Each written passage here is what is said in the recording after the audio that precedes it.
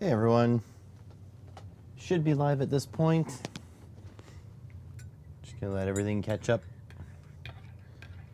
How was everyone today?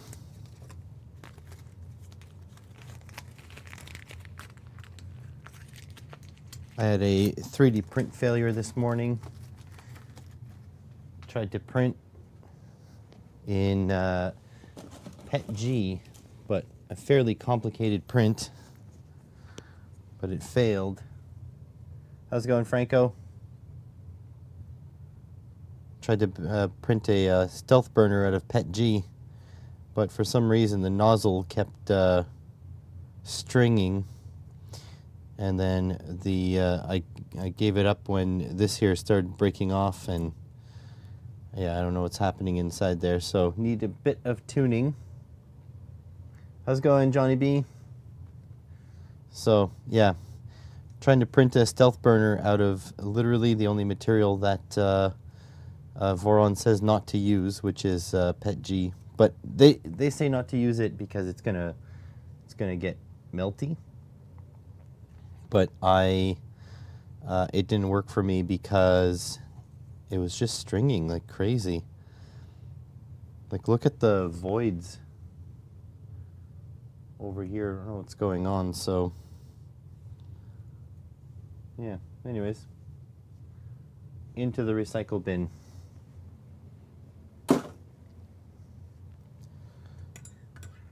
Hope you're good today, Franco and Johnny.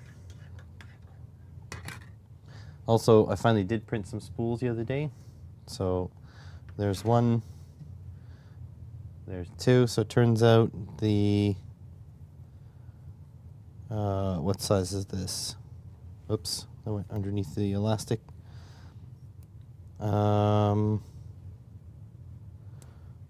This is thicker stuff. This is 18, the 18 gauge. Turns out I got far less 18 gauge than I do 22. This is 22, I think. Yeah, so far less 18 than 22.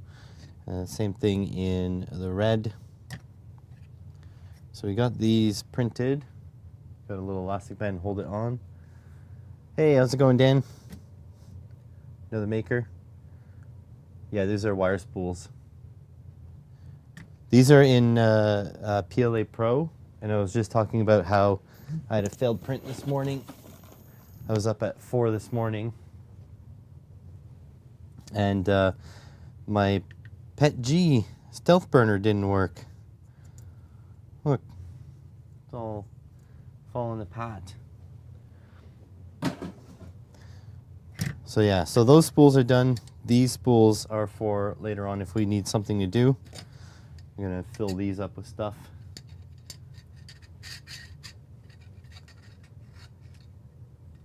Maker that is not you, yeah, it's another one. These were the first spools I downloaded, and there's no way that this amount of material would fit on these spools. So let's put these, well, these I gotta put somewhere. Where do I put these now? They've just been sitting here since I printed them a couple days ago.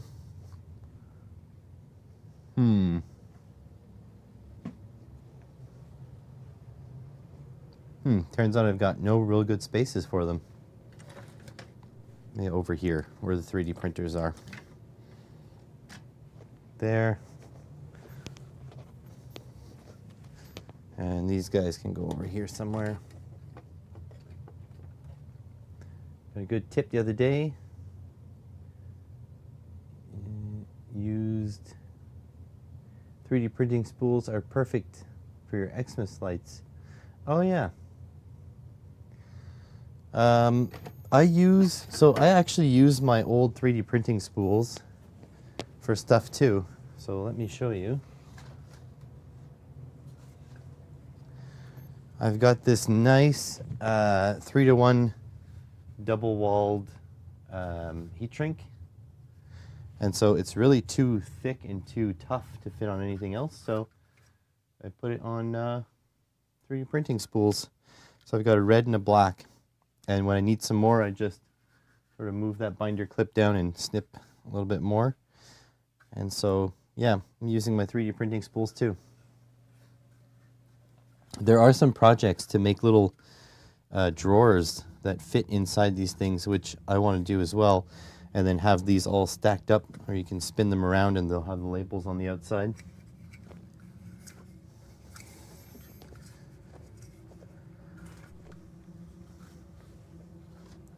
Oh, there we go. I don't know where the black one is. Huh. Do I just have red? That doesn't make sense. I should have a black one as well. Oh well, it's somewhere. And then I also have to figure out what to do with these. So I have a few of these where I have spools with so little filament left that really, I don't know what to do with them. This is ST PLA, I think, and just regular PLA white.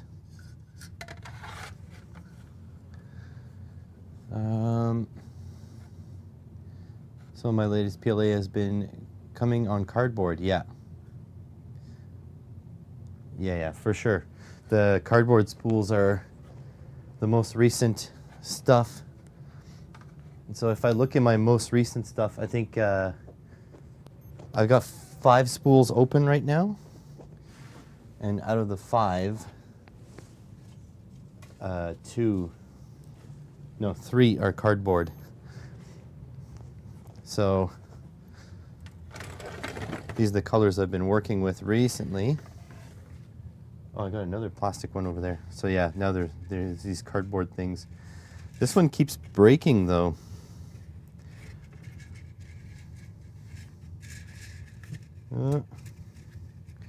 This is kind of like my channel's purple. And it just keeps breaking.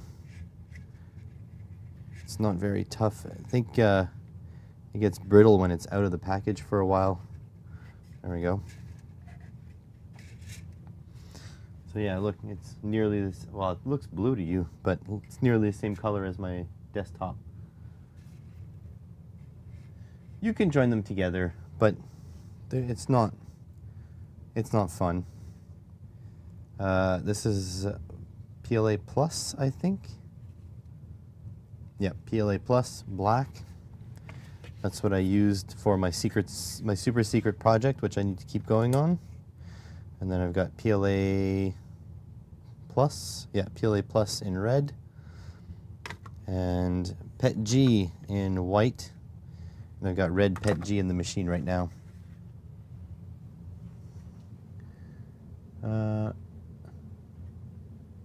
I do... hold on, I need to come in closer to read your name. MT Latsi? Matlatsi? I do accept email. You just need to go into my About section on my main channel, YouTube, and you have to prove you're not a robot to the business email only thing, and then my email is there if you really need to reach out. If it's for project advice, I'm probably not your man though. I'm not an engineer, I just play one on TV. But yeah, you can reach out for sure. What do I call you? Mitak? Mil? I can't even read that far. MT Mitlak. Mitlak? Does that work? Cheers, everyone, by the way. So I haven't decided what we're doing today. We are filming this video today, though. We're going to film this. I think that's easy. You get a couple wires made for this thing. So we're going to film that for sure. This video is actually made now. This USB PD trigger video is done. I actually have a website entry for it as well. So that's good. It's done. Also, I'm waiting for ProbeMaster to send me a PayPal invoice to pay for a set of ProbeMaster probes. Spell it out. MTLATC. Is it Montreal ATC? MTL ATC? MTL ATC. MTL is Montreal, right?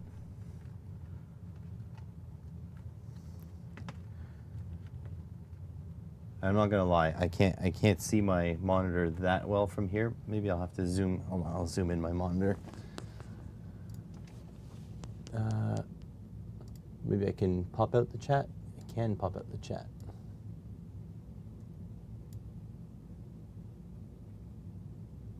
Montreal Air Traffic Controller. Is that what you are?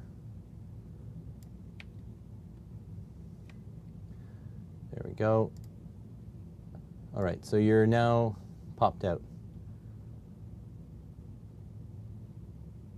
Yeah, sure, you can show me something. You know what, I don't, even if you wanted to sell me something, you can still email me. I just probably won't respond, but unless it's something I really want. So yeah, just hit me up, send me an email, whatever. If you're in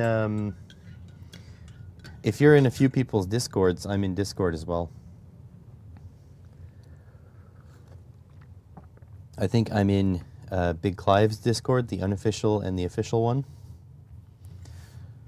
So that's an easy way to get a hold of me too. But yeah, MTL, Montreal. I don't know. All right, okay, so let's see. What do we have? So what we had before was test the expensive GAN charger, which I still have here. This guy here, the Ugreen dude. But we're not doing that until we have a couple more electronic loads. Test the cheap GAN charger, which is this one here. This guy. But we're not doing that either until we get more electronic loads. And they're in the mail now. I ordered 2, so it should come pretty fast. But we can test the XD5008. So let's do a game plan for today. Great, now I need a PCBWay pen, and there's not one around. But it's gonna appear suddenly after I'm done kneading it.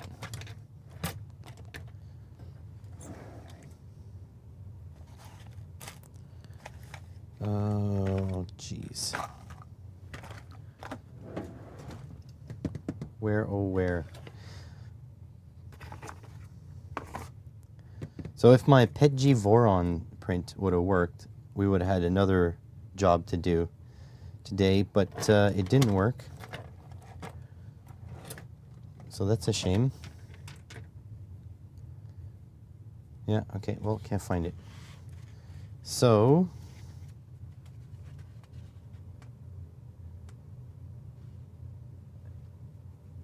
MTL are your initials and ATC are what you did. Oh, there we go. I just spelled it out. Used for so long. Yeah, gotcha. All right, so the XD5008. So here's the itinerary for today. So XD5008 video.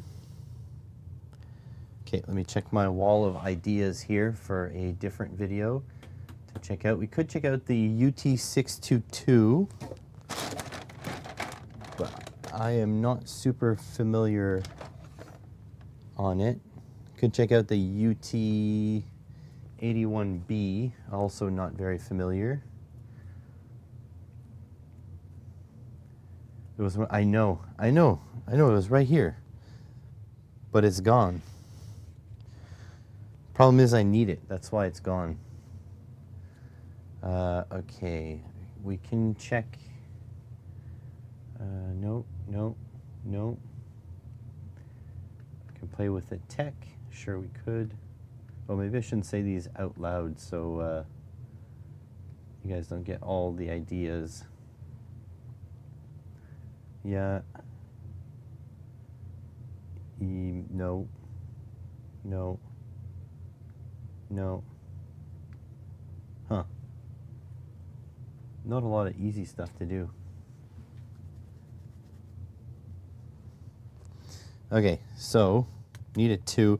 At some point, we're going to also do some KiCad. I don't know what order that's in. Let me check out my mailbag document to check if there's anything interesting in there to pull out.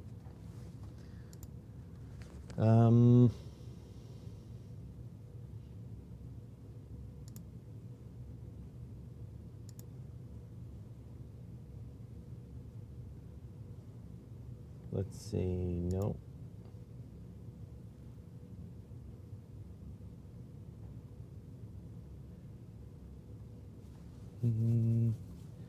Not particularly. We need number 45 if we're going to do KiCad.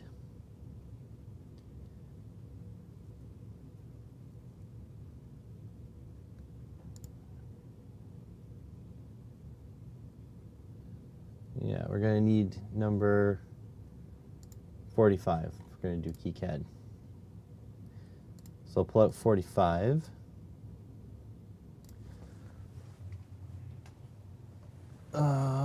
If I can find it in the pile.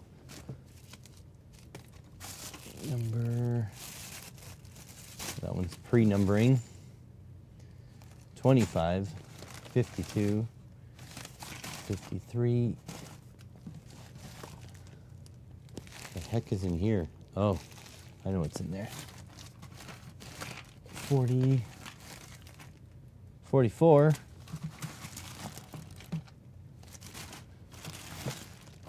21,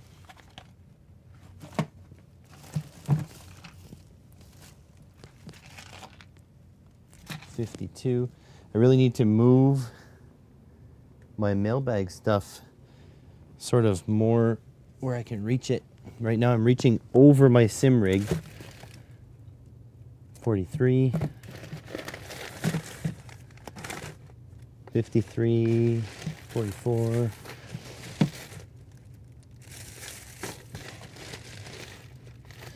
I think the bad thing too is that I just throw it from where I'm sitting. I just throw my mail. 25, 45. Oh, need more than that. Need more than 45 actually.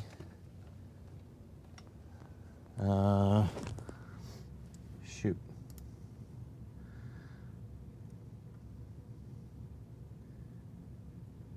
$45, and we need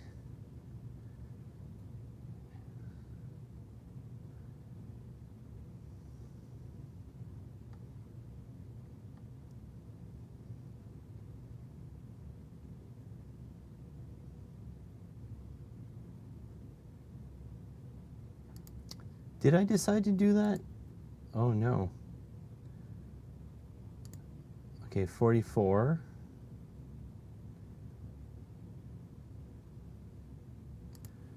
And 42. And 40. 44, 42, and 40.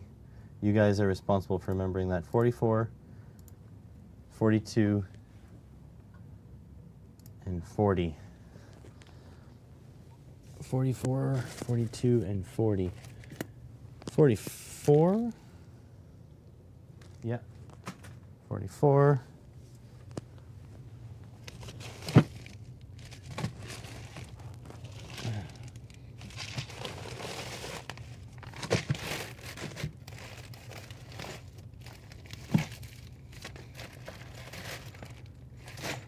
I had 40 a minute ago.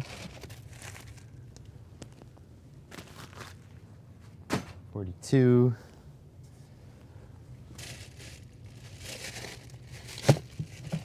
And 40.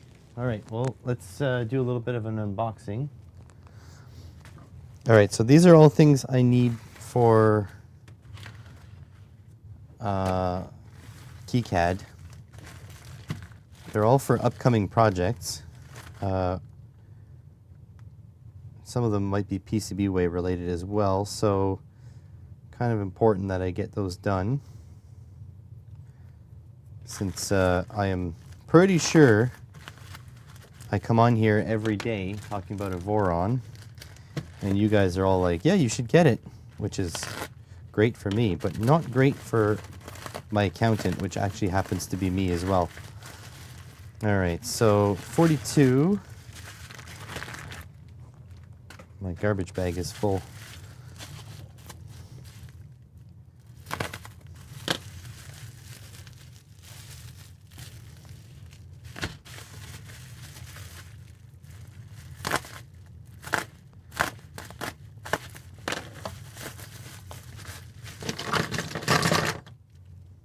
There we go. These are a whole bunch of micro relays. These are automotive relays, 12-volt relays.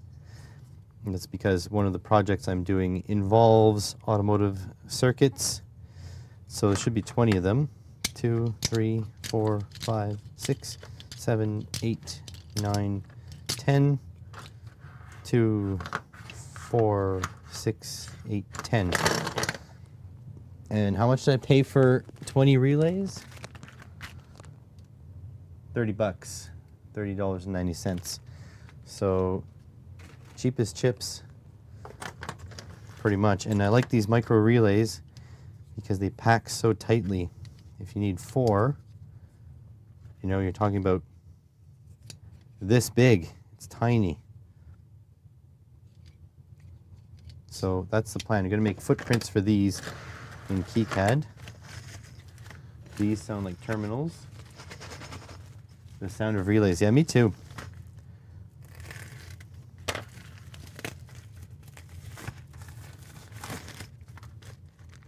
Okay. Are these the size of terminals I already had? Hang on, hang on. So this is what I had. No, they're smaller. They're definitely smaller.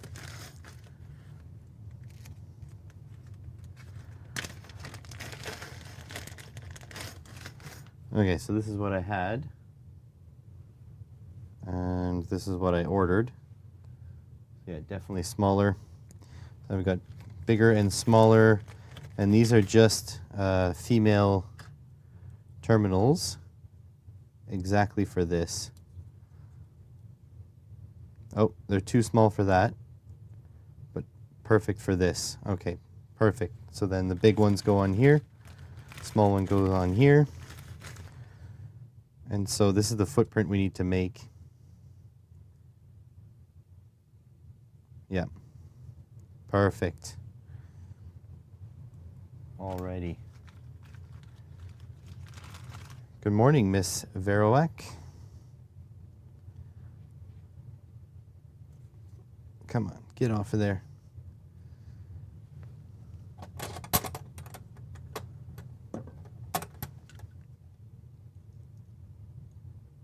There we go.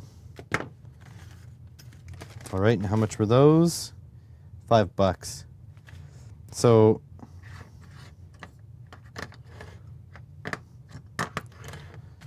hard to believe that these 5 were cheaper than this bag. How can you like make actual moving relays with copper inside for cheaper than just a little bit of folded tin?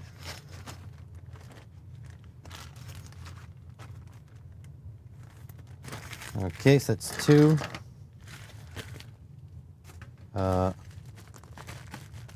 Number 40 is $31.10. I paid a fortune for these. Jeez. I think they're from the same project.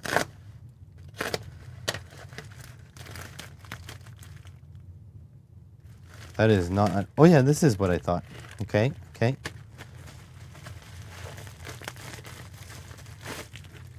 So $31 for these.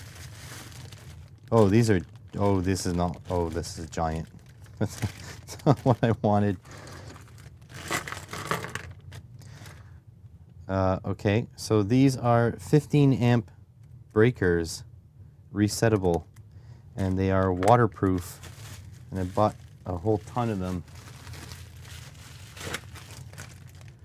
So these were really expensive, but I did buy a lot of them, so should be 20. 2, 4, 8, 2, 4, 6, 8, 10. That's 15 amp. Are these also 15 amp? Also 15 amp, all 15 amp. And we can test those too. They are bigger than the relays. Hopefully these spades are not too big for my spades though.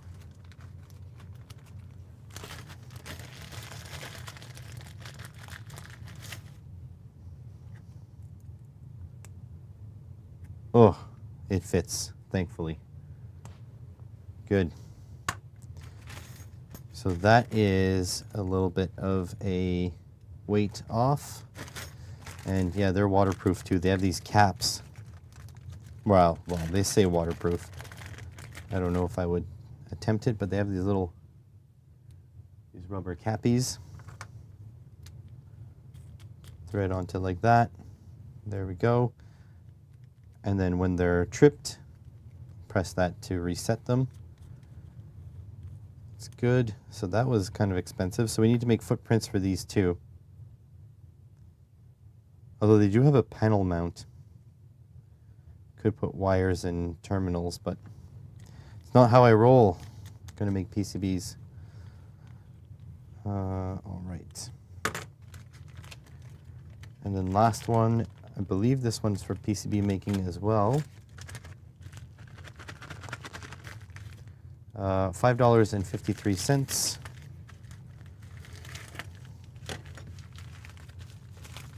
You need a course on creating footprints if so many to make. Well, we're going to be making some together. Yeah, so these are fuse holders, which I thought were going to interface with this, but it will not. So THT fuse holders. They're not even the right size females, so yeah. So that's not going to work. So yeah, we're going to have to use these terminals.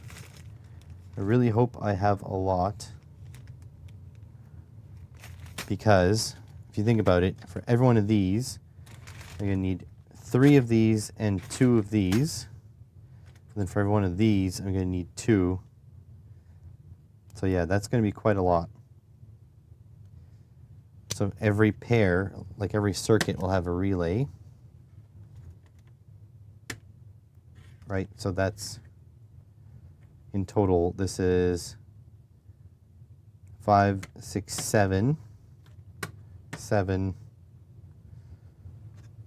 7, and 7. Now that's the minimum. Now for reverse, need 7. These are stacking up very quickly. And also my PCB needs to be like 10 by 10. So like, let's say, hang on a sec. This is bigger than 10 by 10. That is not good. This is 10 this way. So somehow I have to fit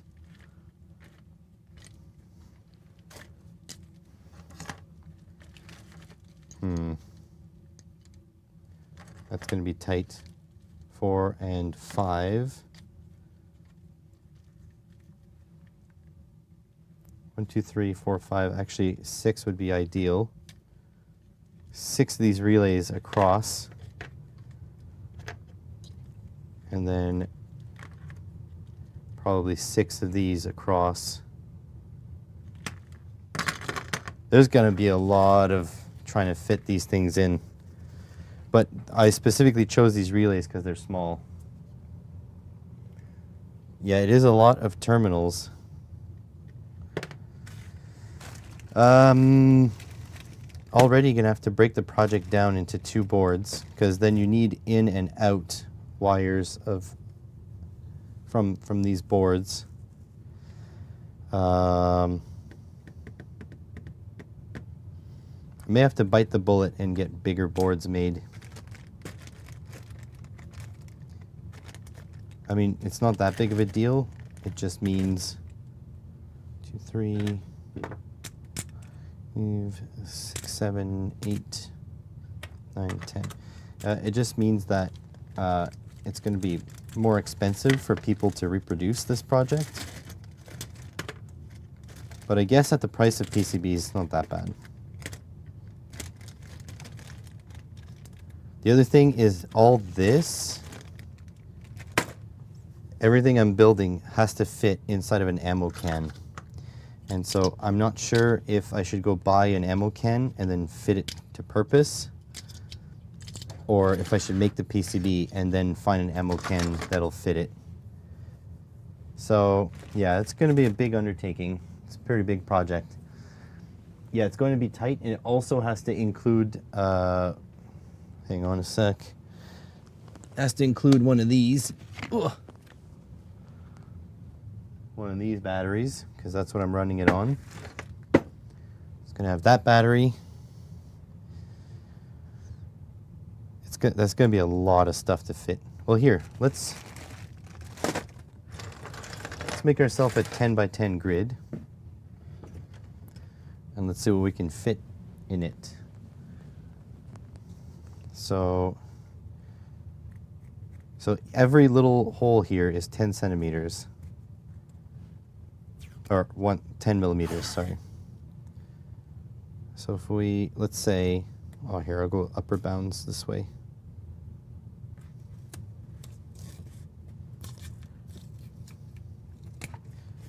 Okay, so 1, 2, 3, 4, 5, 6, 7, 8, 9, 10.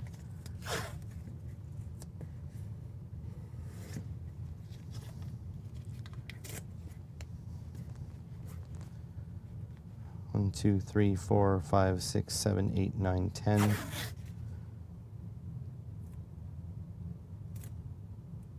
Whatever, like that.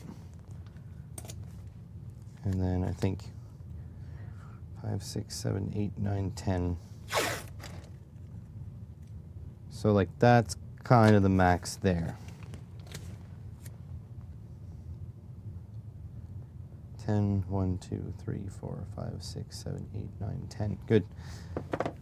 Actually, that's more space than I thought. So if you figure, you space these out a little bit so that they're not so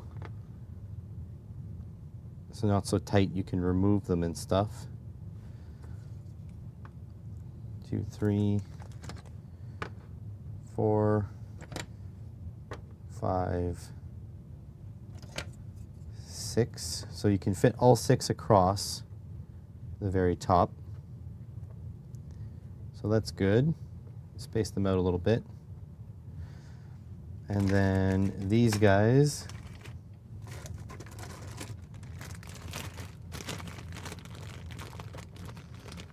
that is exactly it.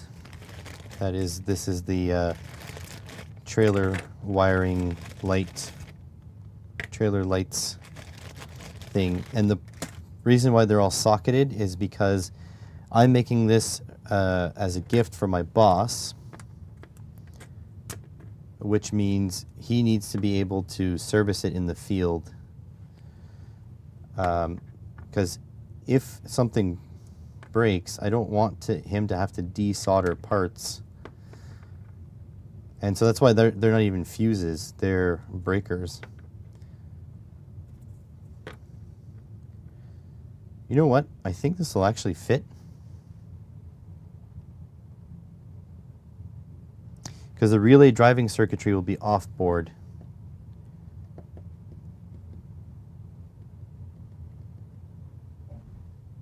This will actually fit. I mean, ideally, I would be able to fit everything on board. Hang on a sec. Let me see if I have one kicking around. But like, I can't do 6 relay drivers on board unless I use a transistor, like unless I don't use an opto, I just use MOSFETs or something. Where are you? I feel like I had some of these kicking around everywhere.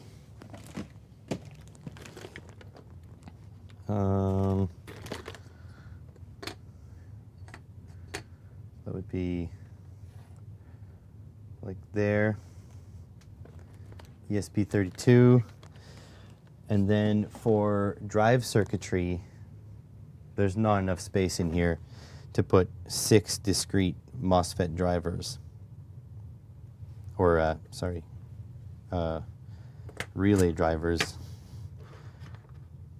What if I move these? What if I do this? Right, 1, 2, 3, 4, 5, 6.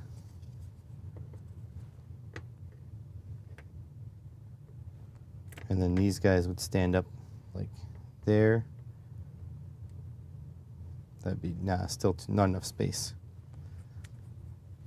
Here, let's put them like this off the board to represent that they're not actually that tall. It's going to be tight. But you know what? It might actually work. Might be able to do just barely fit all 6 in there and then have the drive circuitry. That would be crazy. That'd be such a dense board. ESP32. And then, you know, drivers, and I have enough for screw terminals. You know, I can even put this like here. I have screw terminals here and here for the ins and the outs. And then I just need my button board off board. I think I'd be able to do it. It'd be scary tight though. Haven't decided if I'm doing discrete drivers yet, but if I make SMD drivers, that is really small. Because I think if I go SMD for my drivers, I don't have any SMD optocouplers, but I'm sure they exist. And then I might be able to do it. Let's go shopping. Yeah, routing traces would be tricky. Oh yeah, I think another PCB company reached out to me. Maybe I'll be like, hey, I'll try you out if you allow me to order 4-layer PCBs. There we go.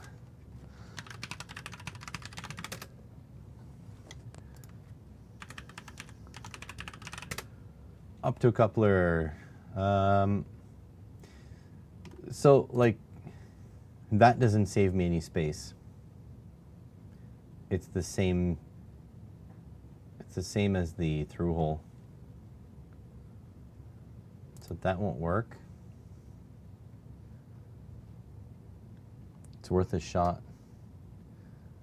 No, I think a company would have to bring me more than that to possibly hurt PCBWay's feelings. You don't bite the hand that feeds you, right?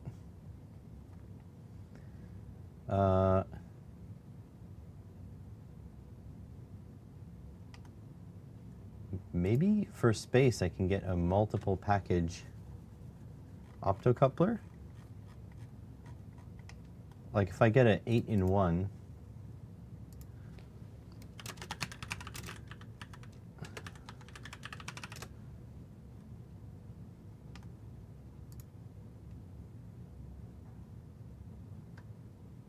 two-channel, 4-channel.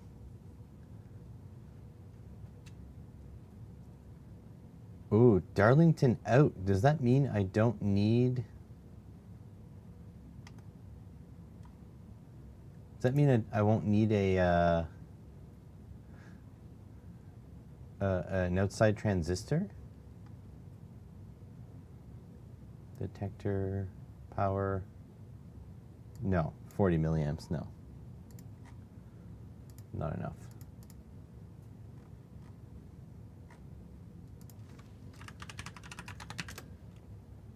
Let's go to Mouser. Optocoupler. Oh look, these are little tiny little dudes. Whoa, 10 bucks a pop. Here, I'll zoom in so you guys can see a little bit. Is there... Yeah, nothing special. Quad. $3 a pop. Let's check the data sheet. It's Darlington out. So for those of you who don't know, Darlington just means two transistors. One drives the other, so you get a little bit more current. Yeah, that'll be a no at $10 each. No, I don't need space that much. 60 milliamps. That's not enough to drive a relay. Actually, we can check how much to drive a relay.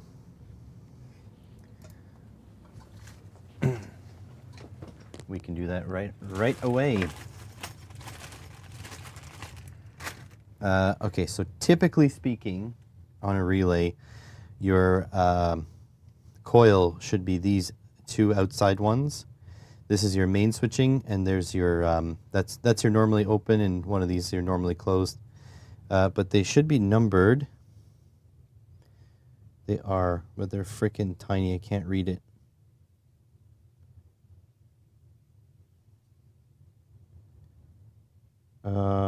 Okay, so this is 8586, these outside ones, so that is our coil.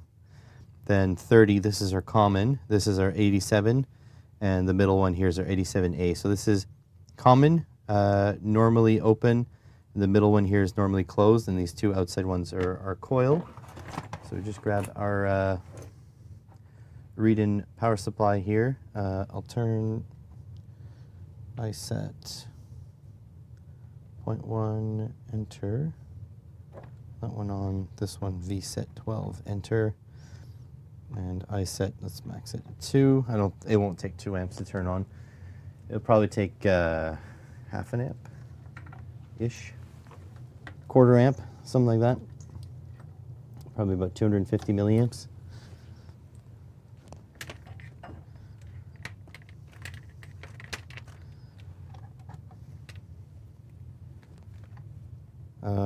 Okay, we don't see a diode in the description, so we should be okay to hook this up however we want.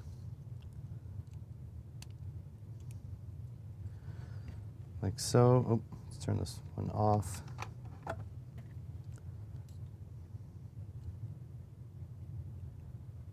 There we go.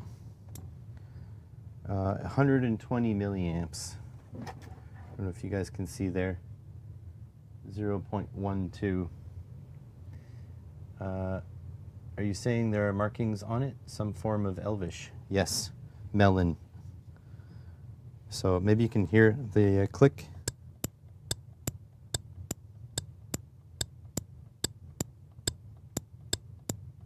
If you've ever heard an old car turn signal, that's exactly the same sound. Because they use a bimetal strip to activate a relay. And then later, they used a bimetal strip all by itself, and now they're all BCM controlled pretty much. So all electronicals. So yeah, 120 milliamps. So we're not going to be doing it all from the optocoupler. That seems like it. It is a nice click. I agree. Okay, is there a way to get output current here?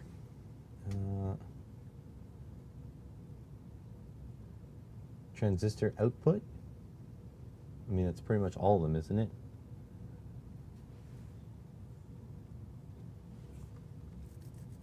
Can I not have parametric searches?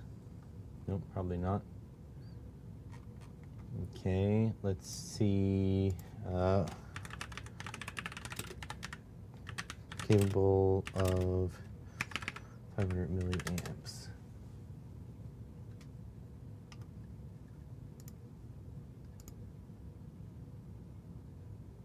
Thanks. Just gave me all of the electronic components. 7.3 million components.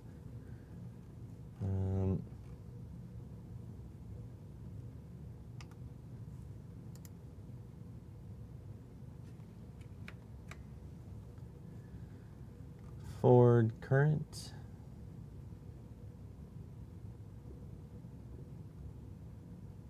Output.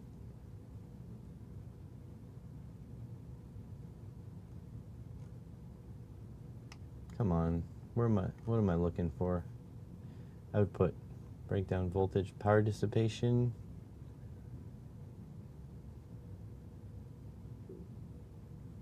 Oh, forward continuous current, 60 milliamps. I think 60 milliamps is going to be our max here, which is half of what we need. So we definitely need a transistor, sadly.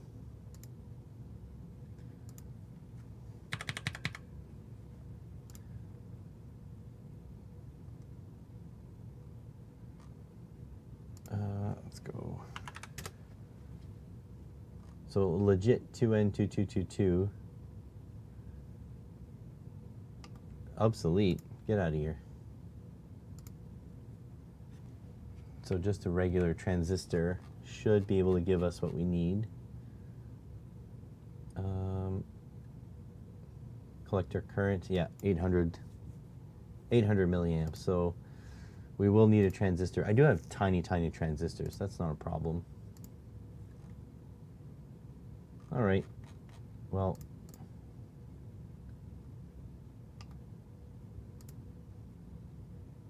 you can get these things, but that's not really what I need. That's just their own 8-channel.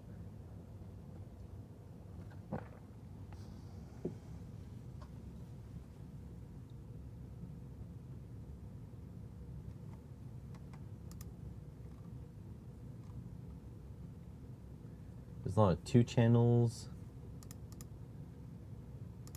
Let's see.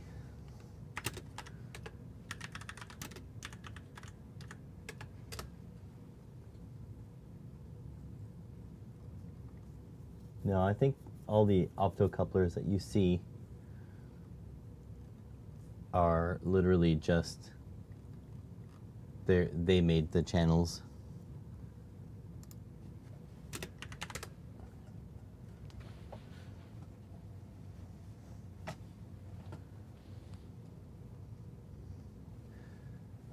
I see there's 2.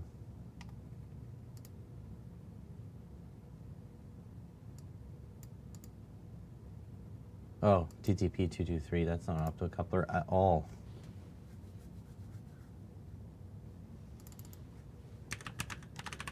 I think AliExpress's search has gotten way worse over time.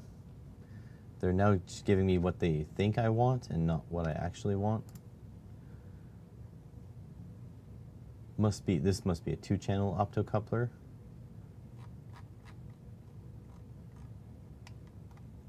Okay, I want this, but quadruple that. more optocoupling.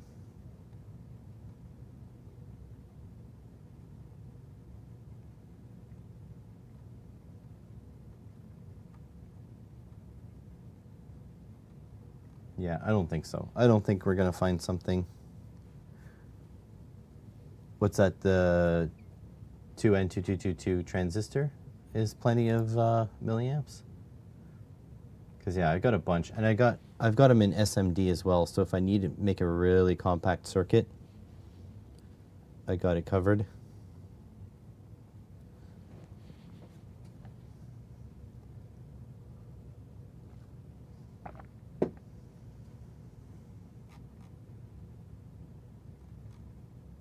Oh.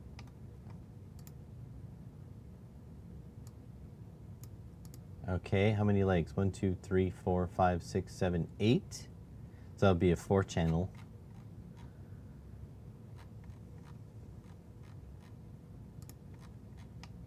let's check this. LTV 247.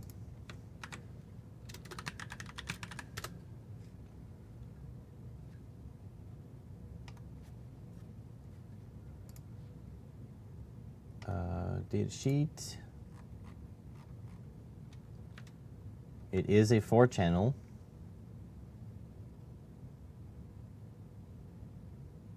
Very nice.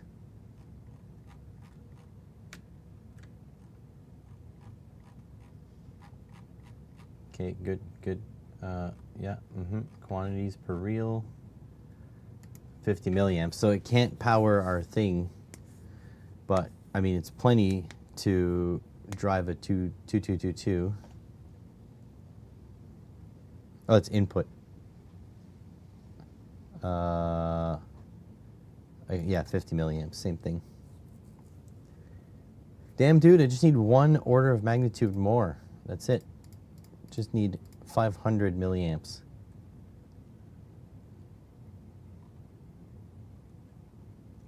Honestly, you probably don't even need optocoupler. It's just nicer.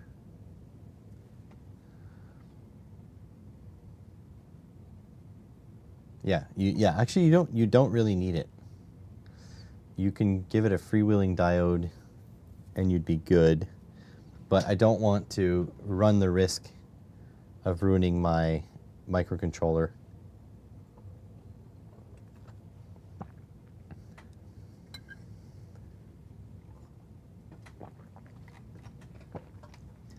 How much are these?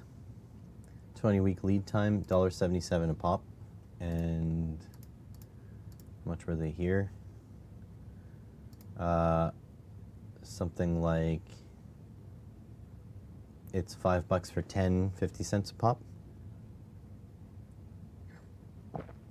That's not bad, you know. You stuff these two side by side, it's not going to be very big.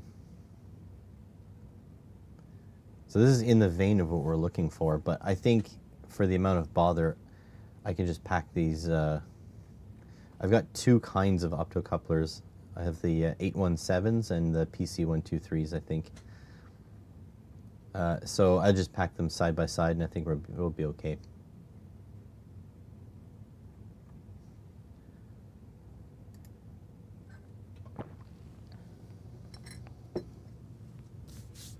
All right, well, that's that. I guess we can jump right into the KiCad. I'll send you guys over to the webcam for a second. I'm on KiCad 6. No, I'm on KiCad 7. Why does KiCad 6 show up first all the time?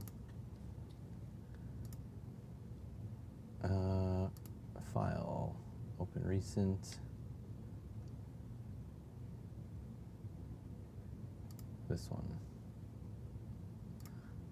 All right, so here's what I have so far. Let's go to the schematic editor.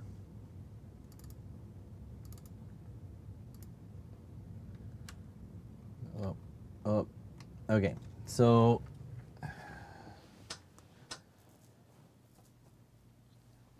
I have the outs on separate. Yeah, okay. So I'm not. There's the opto.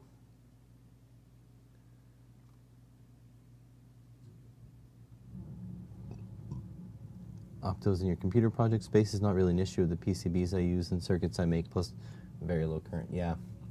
So this is the simple driver. Only thing that's missing in here, I need to undo all the pin assignments here for sure.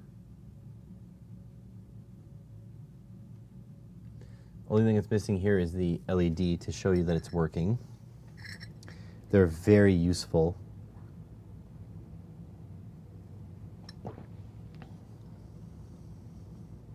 So hang on, something's missing here too. So there needs to be power coming in here, and this needs to come from the micro.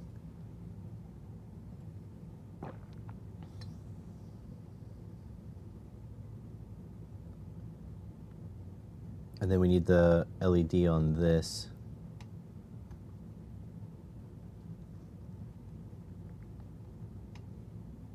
Yeah, so this is not quite well made, but it's close.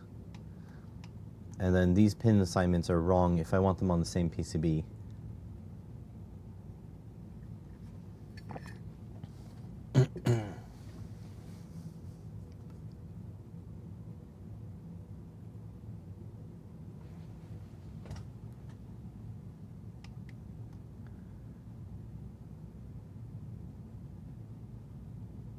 Oh wait, no, these are the connectors.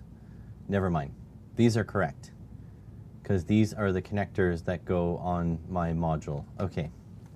So that's fine. Now I have to assign pins to here, all these. But I do want an LED on the output. I could put it here too. I could put an LED directly. I can make the ESP drive an LED directly. So that's good. So we'll do that. Okay, so we need to add LED.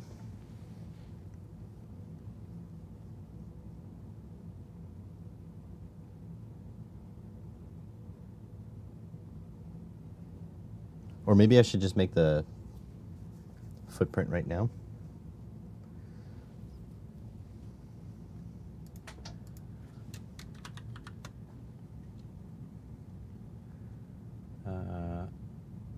LED.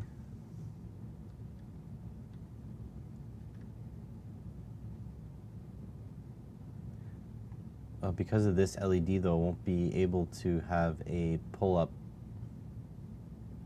resistor.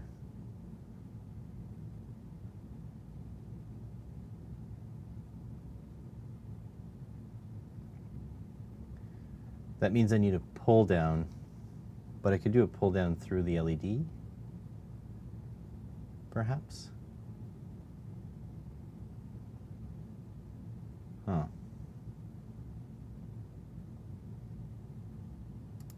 Well, we'll think about that after.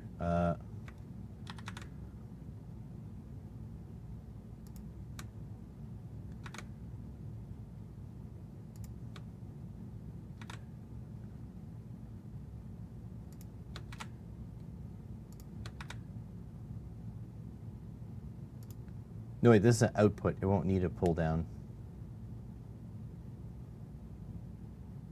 I can output them low. Okay, that's fine.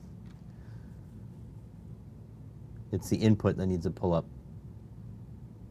I'm a little rusty. It's been a little while.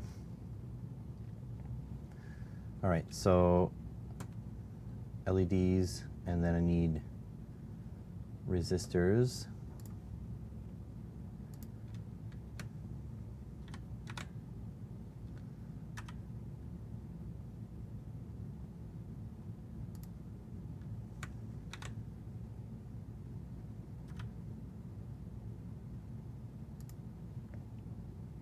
Oh, message retracted.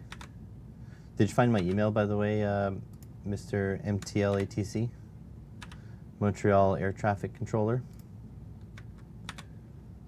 Mr. or Mrs., I guess. Statistically Mr., though, on my channel. All right.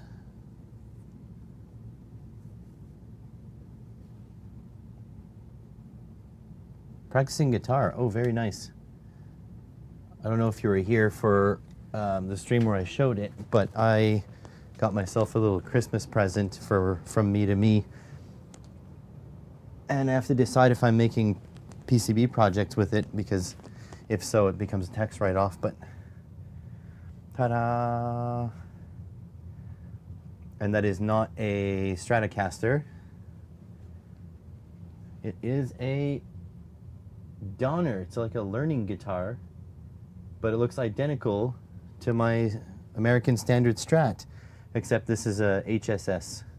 Mine is a SSS. Coming and going, doing computer vision stuff.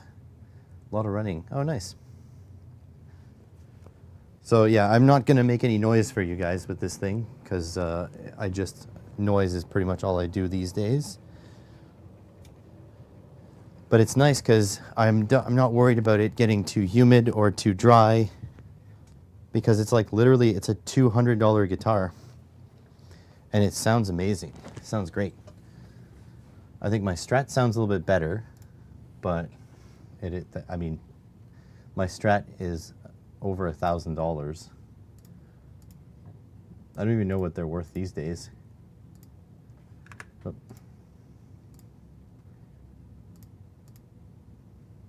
We can check actually what it's worth. Here.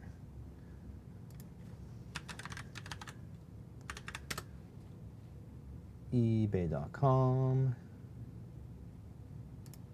Let's see, 2003.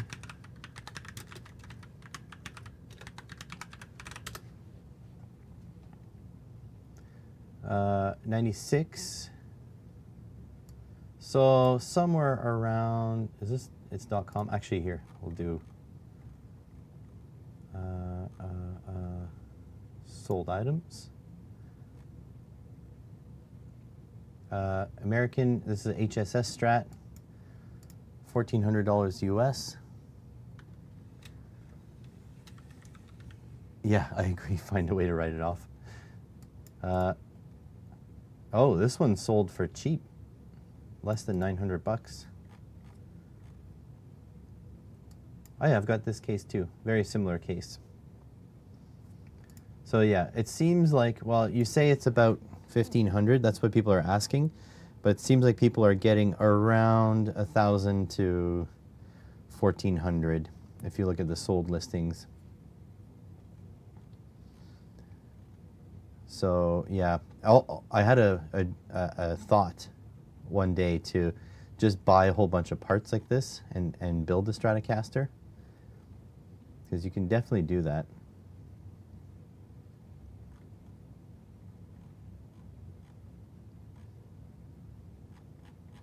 Want to complete, here we go. So that's pretty amazing. Someone got this for 900 bucks. Someone got this for 900 bucks.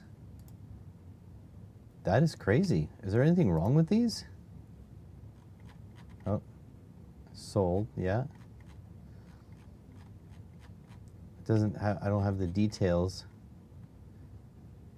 Great condition, very light scratches, no cracks or chips. Huh. So yeah, maybe my American Strat isn't worth as much as I thought. Cheap Japanese knockoffs, they sound great through your FX pedals. Yeah, I think it's kind of like audiophile stuff, right? You can buy something at, let's say, $100, and it'll sound great. But in order for it to sound amazing, you have to spend another $900. You know what I mean? So I think that's the thing with guitars. A $200 guitar can sound very good. Oh, this is just like mine. Oh no, this one's the cheapest. $655. No, this one is exactly like mine. I've got that strap and everything, and I've got the hard case. Fender dumping new guitars. Huh. Did you guys see that Kurt Cobain's Jaguar sold on auction? No, wait. Is it a Jaguar? No, what did he have? Cobain's. I forgot. Jesus, I forgot the name. This guy.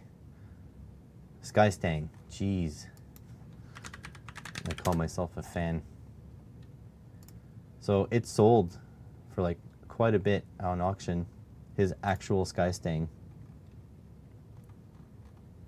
Not as much as people thought it was going to go for.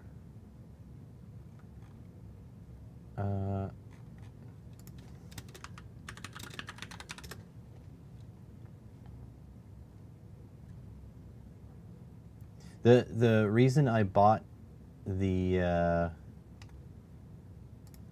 Donner is because I'm not willing to part with my guitar. Okay, $1.5 million. So yeah, expensive.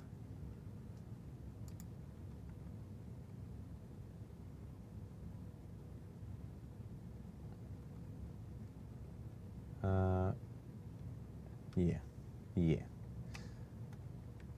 So yeah, the Skystang sold for a ton of money.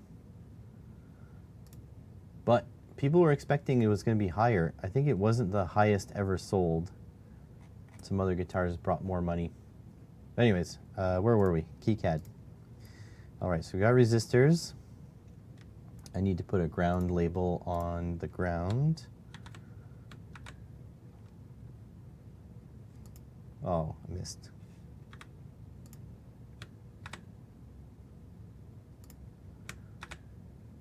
There,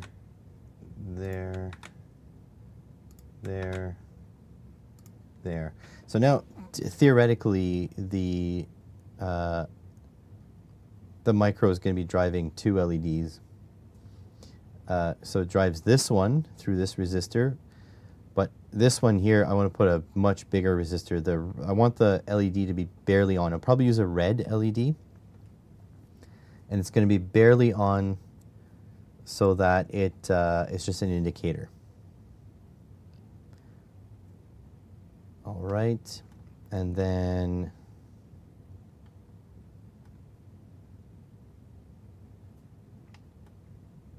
yeah, there's probably some things I'm going to bring off board. For sure, the buttons are going to be off board. It's way too tight for that. But here, so we can grab some of these labels now. So let's go in order. So trailer brake. So trailer brake, I need to figure out what I'm going to do with, but that's for another day. So left brake. Hold on. Left brake out. Put that here. Aux toggle. Need that. Reverse out.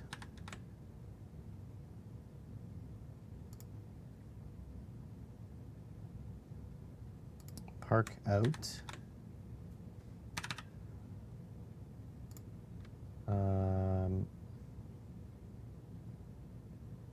Right brake out. I'm missing one.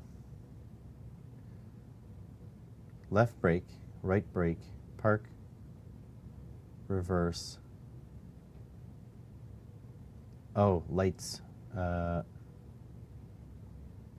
Like, did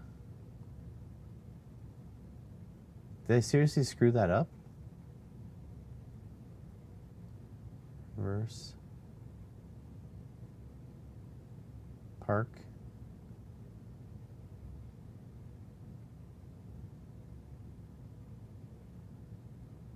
No, wait, park. That's it. Okay, 4. Oh, no, there's 3 plus reverse. Right?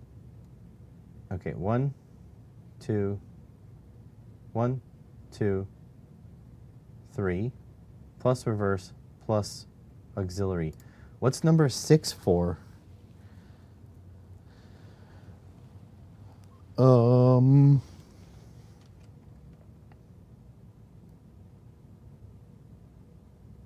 Because that would be the power brakes, right? Number 6, because a 7-pin would have ground. Yeah, power brakes. Trailer brake in, trailer brake out. So that's a different story here. Okay. So why do I need 6 I don't need 6 relays. That's what I'm getting at here. I need 5 relays. That makes everything much easier. Just so to explain what I'm doing here, 7-pin trailer plug wiring image.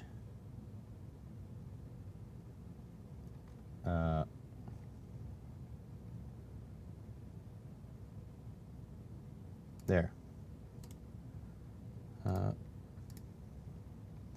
So park lights, reverse lights, that's 1, 2. Right turn, left turn, that's 4. And then 12 volt is your auxiliary, that's 5.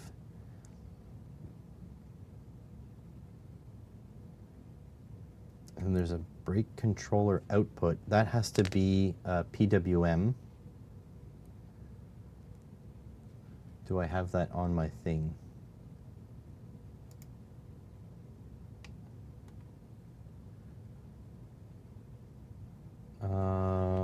No, wait, this is for trailer brakes. No, I don't have it in my thing.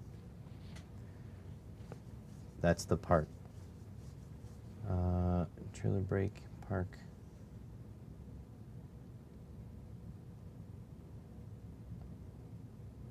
So 1, 2, 3, 4, 5. Yeah, 5 plus the brakes, which I'll have to PWM. Okay, so yeah, so I only need 5 drivers. Why in the hell did I put 6 here? Because these 5 should be it.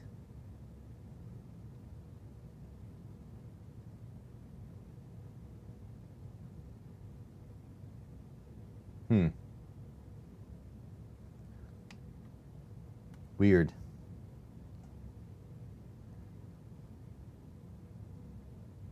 Very weird.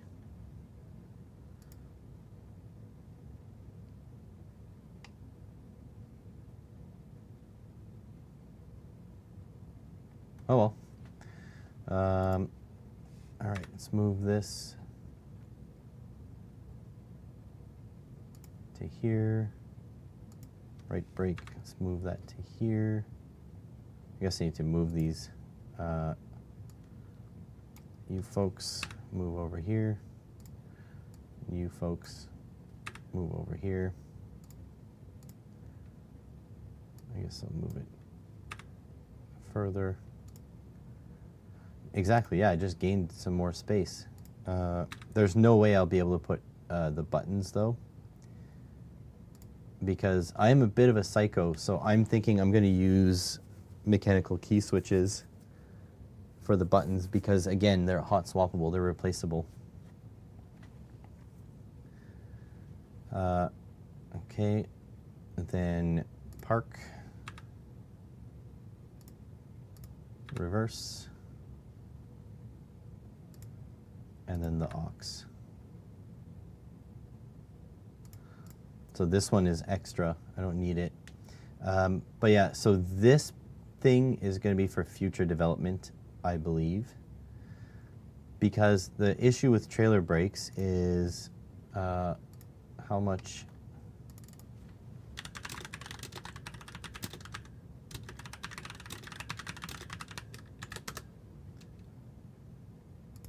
if we check the amount,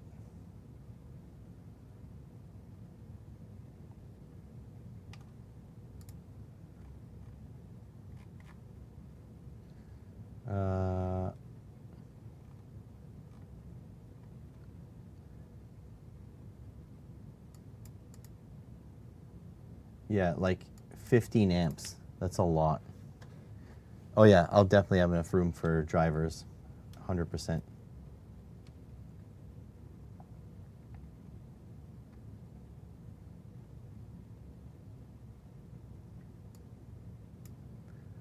Go away.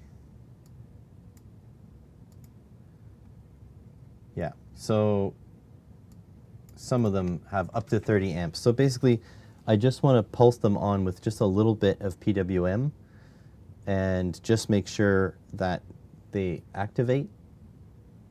There's current, and that's it. That's all I want. And then you can rock the trailer back and forth to see if the trailer brakes are engaging.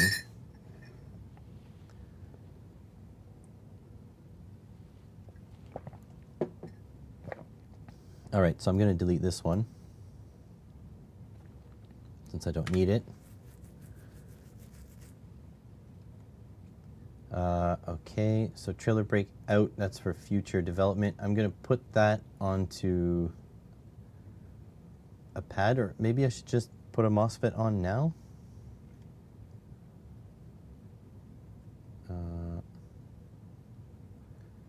Let's see. I don't have to connect it.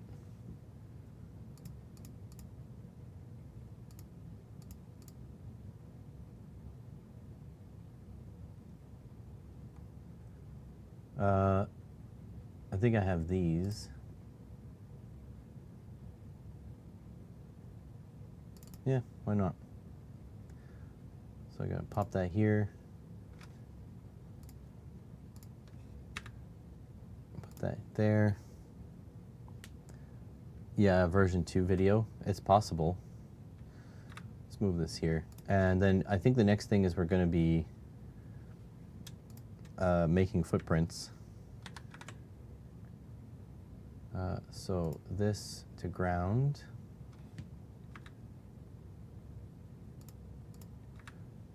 I'm going to pull it down. Oh, actually, I should just use a wire. Like so. And then I'm going to pull that to ground. So there we go. And then this will be from, do I have a 12 volt on here? V in? Is that gonna be 12 volts? I think so.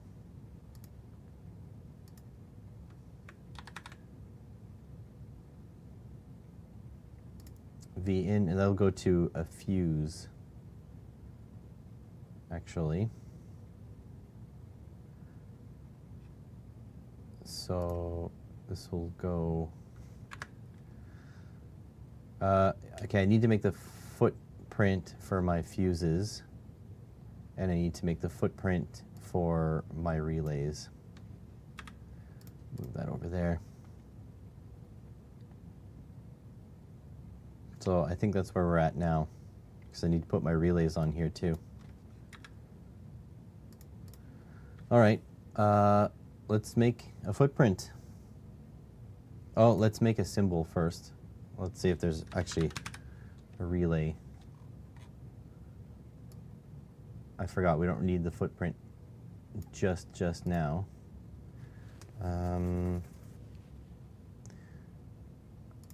So the problem is if I take one of these,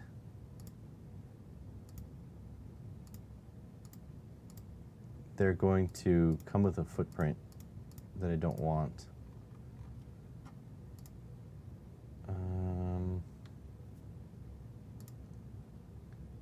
Look at that. This one doesn't have a footprint, so that works. All right, so relay,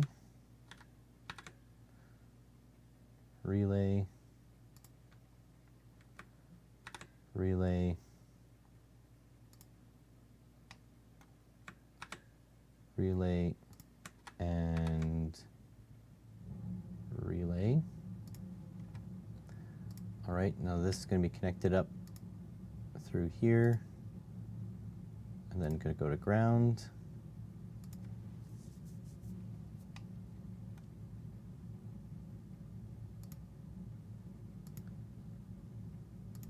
On the coil,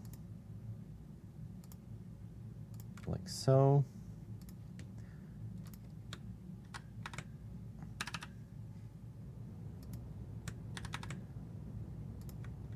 To ground. To ground. Really, this diode should be over here, but that's okay. Same, only different. To ground and to ground. Okay, that's good. And then maybe there's a fuse holder. Just fuse. So, common, thinking, thinking.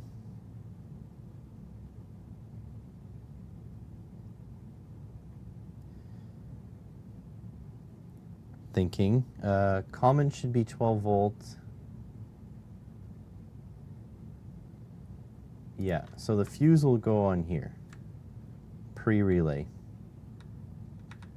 Yep. So our light bulb is going to be here. So I'm just going to fuse all the 12 volts in the board, and then it won't matter if I use the output later on for something else. So that's good. Fuse. Fuse. Yeah, if I fuse the common, then yeah, we're good. We're good. That makes sense. Fuse. Fuse. There we go. Does that have a footprint?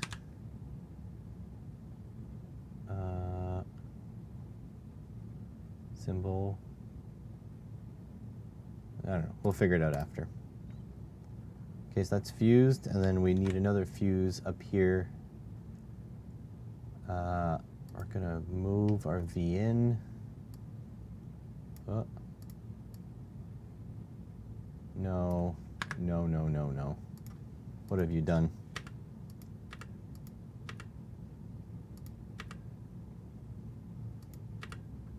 Okay, we're gonna take our fuse, pop that onto here, and then I'm gonna grab my V in. I hope the ESP32 can take 12 volts in on the V in pin. It should,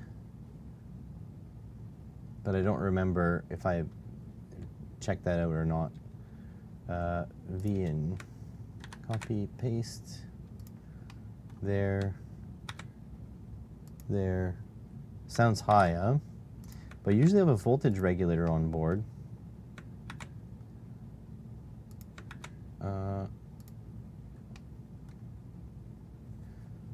Let's check.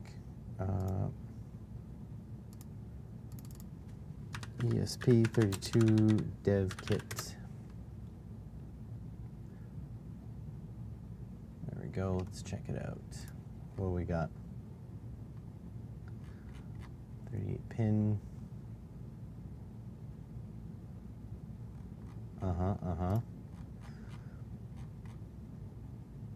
It's the V in.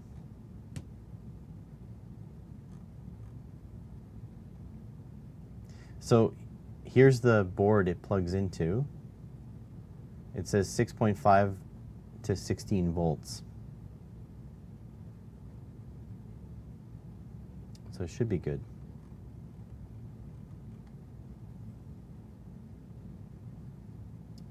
Where's the V in? Yeah, I think it has a separate regulator. I think it's this bad boy, this bad mamma jamma right there, and there, and there. I'm not using the actual chip, although at some point I'm gonna have to start using that because this form factor is massive. I think we're good. I think we're good. ESP32 dev kit VN pin.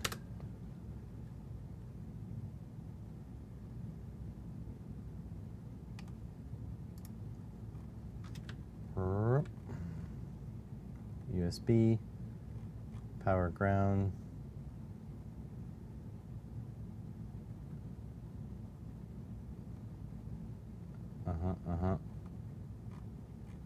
Regulated power. There we go. 12 volts. Up to 20 volts.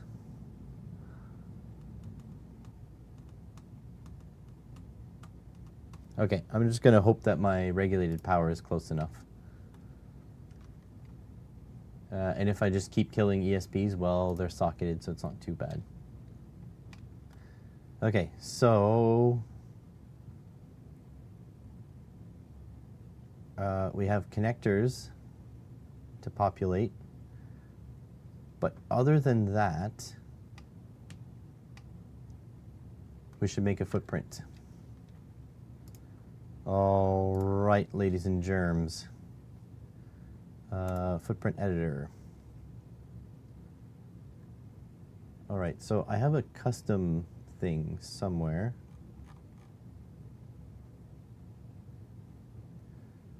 The crappy part is that I switched from 6 to 7, and now I don't know where my custom library went.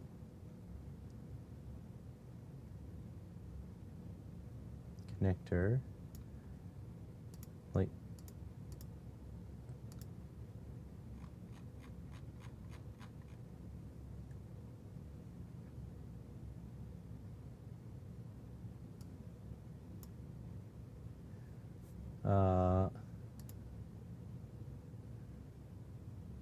footprint libraries.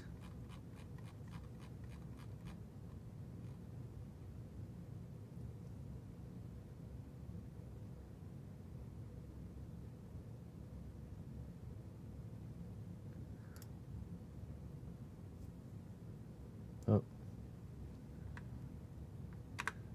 that's not what I wanted to do. Delete me from your conversation. Add existing. Okay, yeah, so all these custom libraries, custom symbols, that's not what I wanted. Uncategorized parts. Okay, so I got my, there we go.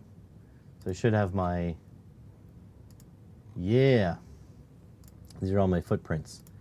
All right, so in here, I want to create a new footprint. Micro relay. I think you have to put it all together. Micro relay. And then THT. Okay, here we go. So this is where the fun starts here. All right, so now we go over here and go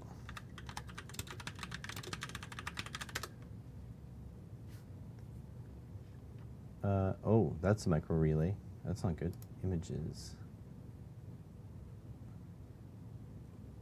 I think it's a Bosch micro relay. Because that's not the one I'm looking for. This one. Yeah. So this, but that's the 4-pin.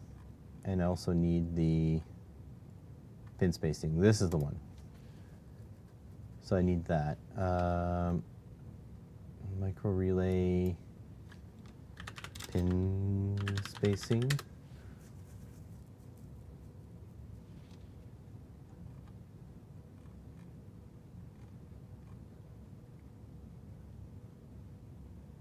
So this is what I need here, but there's usually a diagram with the pin spacing. Let's look on DigiKey, see if we can find that relay.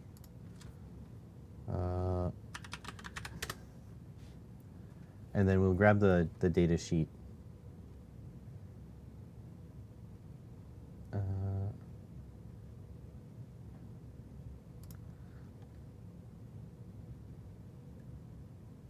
Automotive relays, here we go.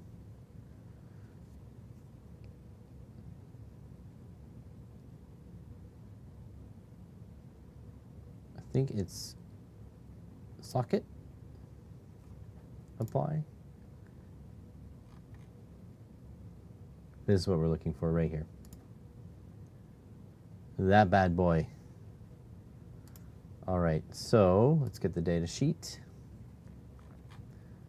And should show us, this is what we're looking for. This is the gold right here, folks. So there's our spacing. Fantastique. All right. Now, the issue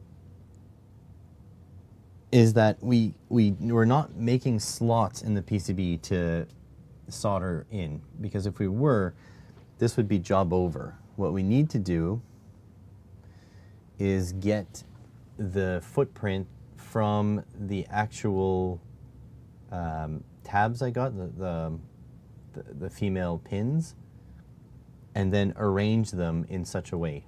I didn't find the footprints for these tabs. I could check though. Let's check. Let's do it. Okay, so we got that. I want to get rid of all these other things so I don't get confused. Okay. Now, I don't know what to search for here, so let's look. Let's look. Connectors. Pin and socket connectors, is that what I'm looking for? Not really. Terminals. Ah, it's got to be terminals, right? Terminals, and then we go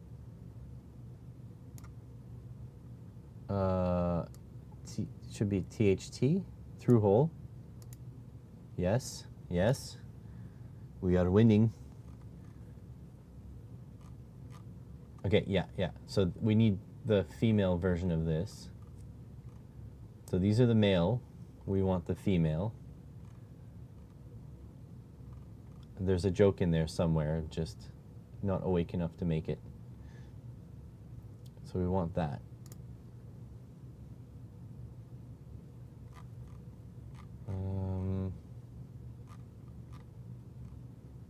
Is there a male, female that I can click? Ah, female. Let's do it. Okay, those are screw. That's what we want, but that's not exactly the size. This is also male. What are you doing? It literally says male.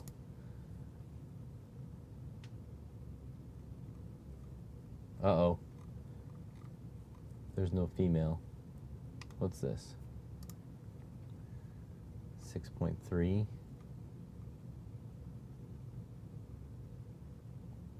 These are nice. Yeah, so these are the holes here. So it shows you that. Okay, so we can't find it, but here's what I will show you. So if we go over here, I did do a bit of research. And this will take probably some finicking, and it probably won't be as tight into the PCB as we may want. But, so we want a hole 2.57 millimeters in size. Really with pliers. Yeah, that's okay. Don't worry about it. Because you can loosen, you can insert these multiple times and loosen them, or you can just bend the tabs a little bit. But you do need a good connection, so you don't want to loosen it too much. But you can put a little screwdriver in there and open up those tabs just a little bit. So these are 5.08 millimeters center to center, and the holes are 2.57 millimeters. So if we design this and then multiply it times whatever, so that's good for these. So I wrote that and I put it in here because I knew I was going to have to do this eventually. But now the question is, we're going to have to figure out these. So I'll have to see if the hole is the same size. I can tell you right now the hole is not the same size.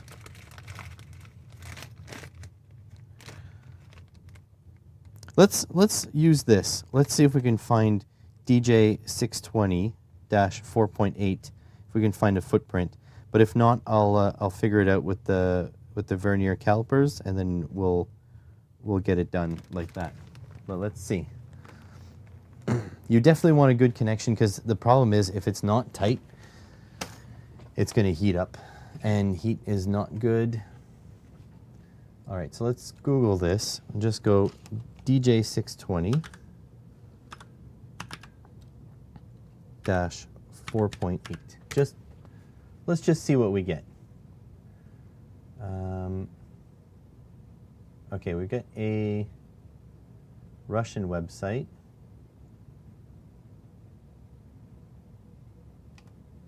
Get Chinese website. Let's see what happens here. Okay, Great Firewall blocked us. DJ, it's 620. 624.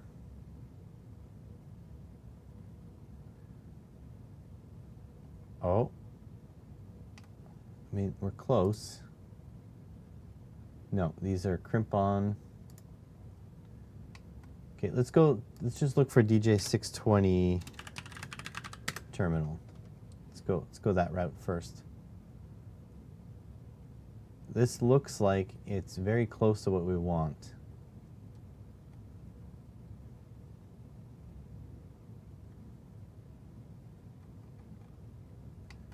Let's check the images. Okay, let's go female. I think it disregarded. No, this. Okay. DJ 620. No. When I say this, I mean this. Okay, okay. All right, so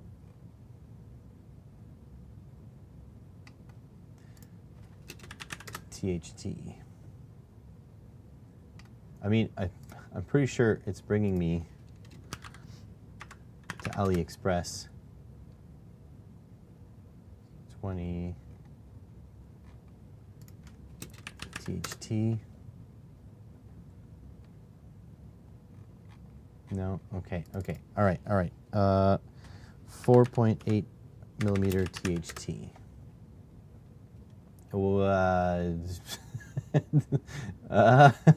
This is not what I was looking for. This could be dangerous searching on AliExpress. Okay, THT, female, spade. It is a spade, right? Okay, okay. Let's go PCB, female spade. Yeah, I also think that AliExpress's search has gotten way worse. All right, so I think the other thing I have to do is I have to bring it up on my end here on my account and go check my history. So you guys won't see this because I don't want to dox myself. Oh, screw off.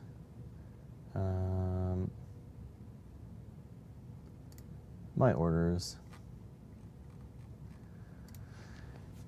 I wish AliExpress's My Orders section wasn't so terrible where they don't always show you what you ordered. So sometimes you have to go like past where you know you bought it and then refresh the page and try again. All right, so this was it.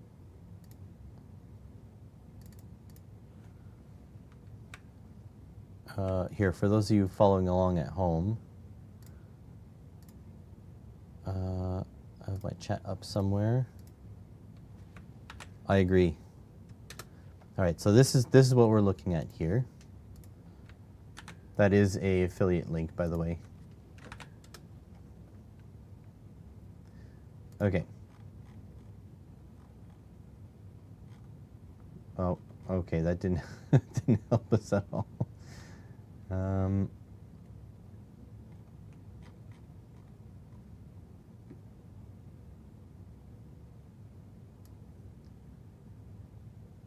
Here, let's try that.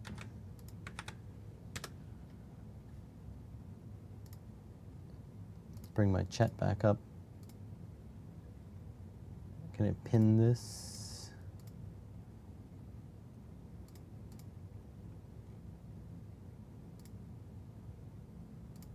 Turns out I can't pin my own comment. Well, oh well. Okay, okay, 4.8. Sometimes you get so lucky and they give you that info on the listing. Nope. So I'm doing all this, but then if we have to give up, we have to give up, and we're going to just make, we're going to YOLO it. We're going to make our own. 4.8. And I mean, this should be a good reason to use brand name stuff because they have data sheets, but as you saw, we couldn't find them anyways.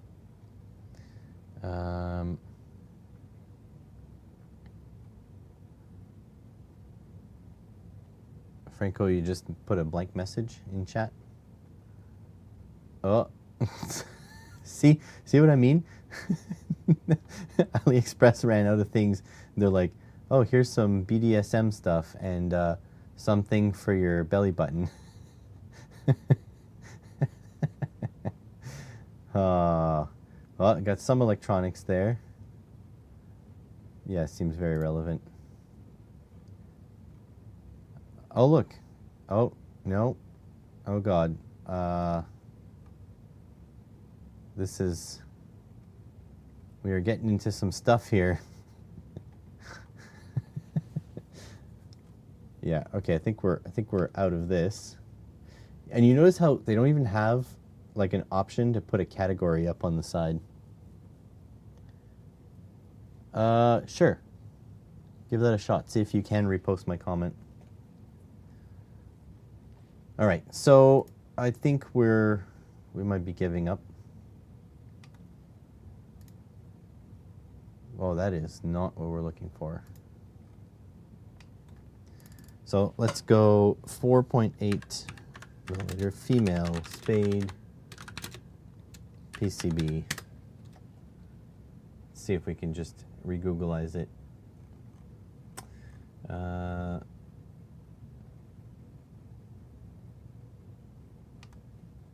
So that's interesting. So they have this one, but do they have the female?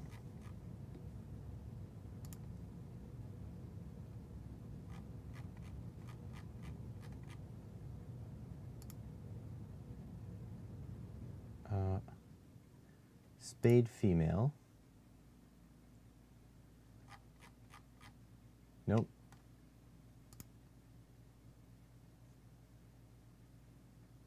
Spade male. Do they have those? Yeah, they have the male PCB ones, but not the female ones. That is really interesting. So it's in crimps and lugs. Let's just check here. Let's go back here.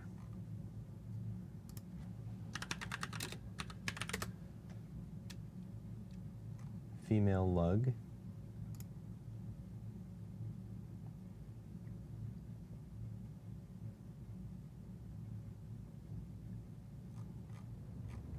Those are not lugs at all.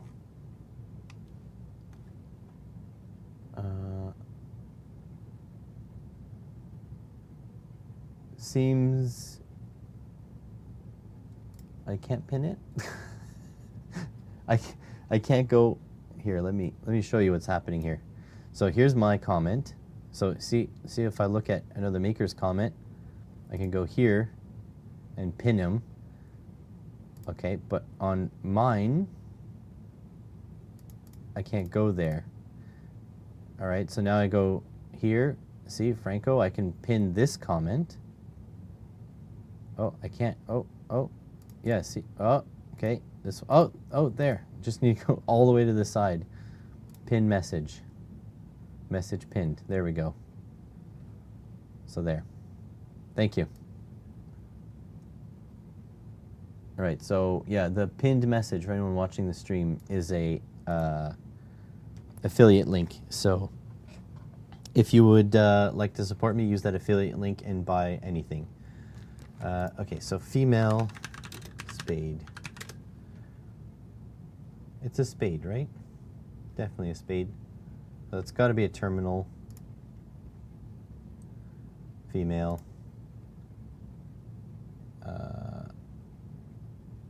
There's no PCB mounting.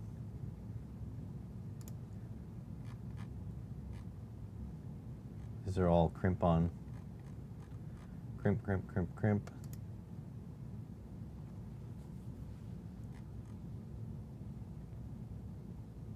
All right, I think we're gonna have to just make up our own. There's just no two ways about it.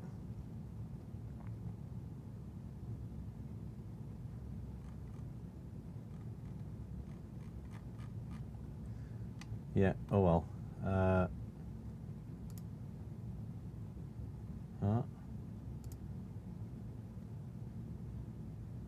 Oh well. Okay, so let's do this then. So I'm gonna grab a nice little sticky note, which I'm gonna put in the bag once I figure it out. All right, so to figure out pin pitch, webcam.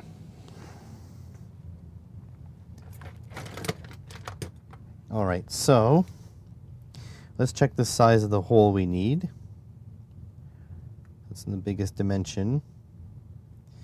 1.24.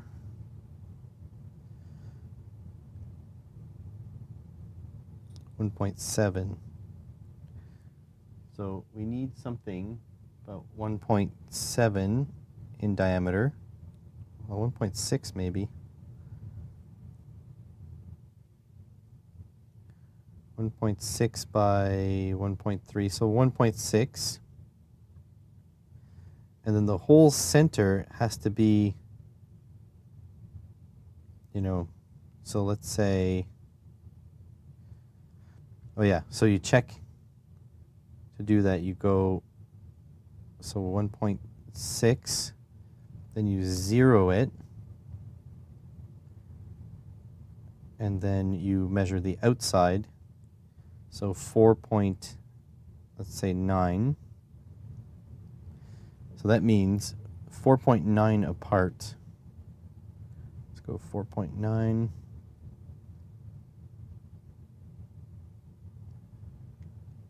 Does that seem about centered? Yep.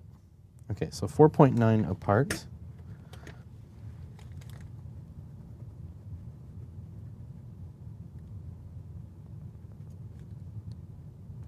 .9 millimeters, and then it was 1.7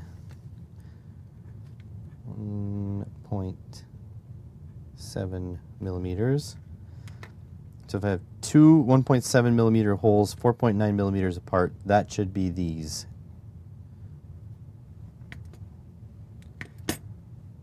And they're going to be a bit loose in the hole, which is okay, because the solder will bridge the connection. I used to be able to remove them if I wanted. Interesting. I don't know what's going on. All right, in you go, so I never lose that.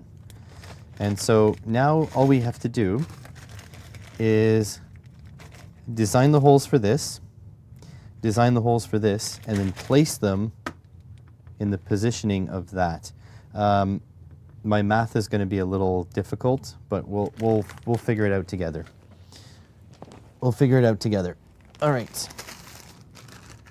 So if we go to the screen. All right. So first, let's design one footprint, then the other. And folks, if you're watching and you know how to do this better, good for you. You can let me know, and then we can learn together. But this is maybe not the best way, but this is the only way I know how. All right, that disclaimer out of the way. There. So that and one of those. Okay, so it also looks like we can just set this on the center line, so that's good. So let's move this out of the way. It's just literally in the way, and this out of the way.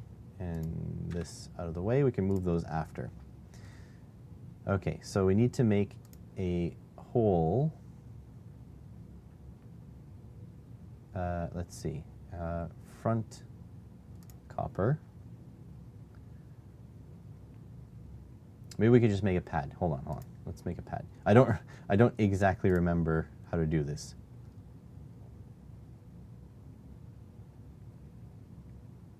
All right, MTL. Did you send me an email? You did not send me an email. Let me know. Send me an email. Watch the competition later. I don't know what that means. Okay. So we'll put these two. So let's put this in the middle to start. Middle and middle. And then if I go edit this hole, its position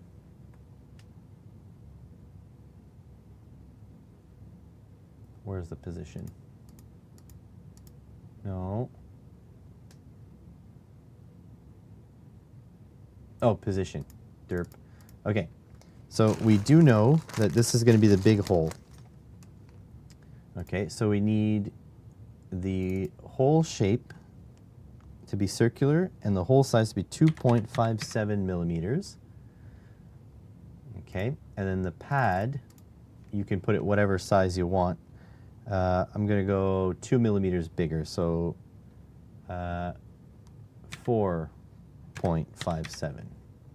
Okay, so we already know the hole size and the pad size, and then it has to be 5.08 difference from the other one, 5.08, and then we go okay, and okay, so that's 1.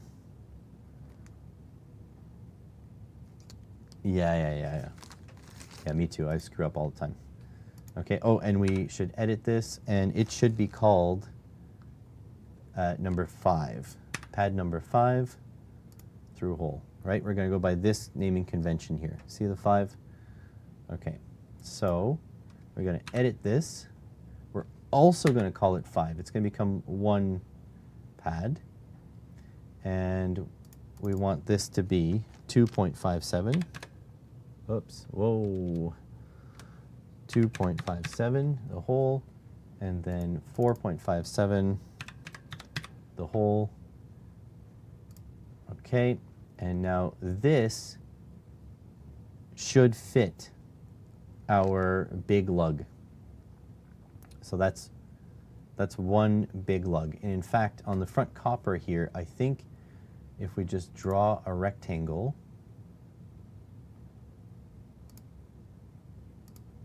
oh, no, we have to do a fill rectangle. Rule out area, no. No. Anyways, we'll keep it simple then. We'll keep these 2. So now if we grab these and we group them, now we should be able to move these as we want. So we can center them right there. There's our pin 5. So that's done. That's already done. So we should be able to put right away, oh, running over one of my bags here. So right away we should be able to put one of these pads in. All right, now we're going to copy this and paste it. So now we have another one with pad 5, right? And we can edit these.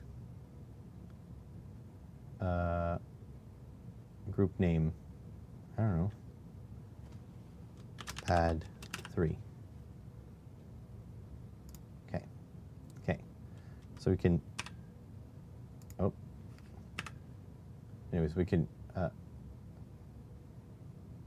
confused. Oh, wait, or I'll just put it here. Whatever, it doesn't matter. Pad 5. What do I want to do? Maybe I'll ungroup these. Hold on a sec. Ungroup. Ungroup. Oh no, wait. Okay, okay. Hold. I'm remembering as I go. All right. So we're going to right-click these and move. And we want to move by exactly 8 millimeters, I'm assuming. That's millimeters. So can I just go 8? No. Come on. Pad 3. Okay, I'm going to ungroup them because it seems like it kept this. So if I edit now, so position X has to be -8.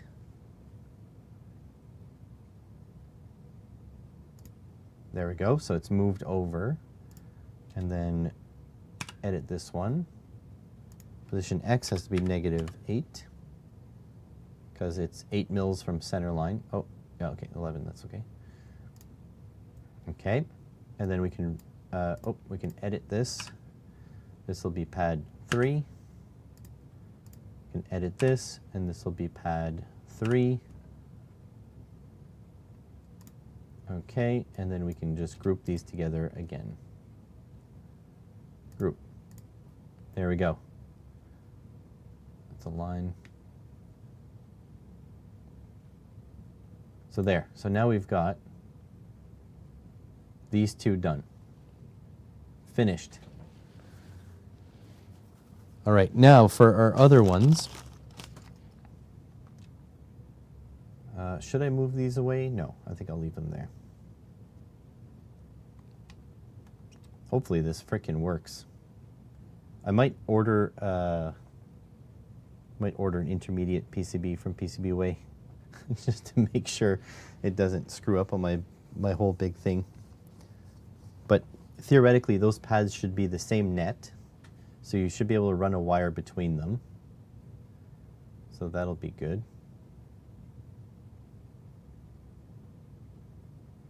Properties, creating new pad, footprint properties. Oh, I think we're good. Okay, so now this is what I'll do. I don't know if this is right, but I'm going to try. Okay, take that line, take that and move it to the center here, and then see if I can do X position on 6.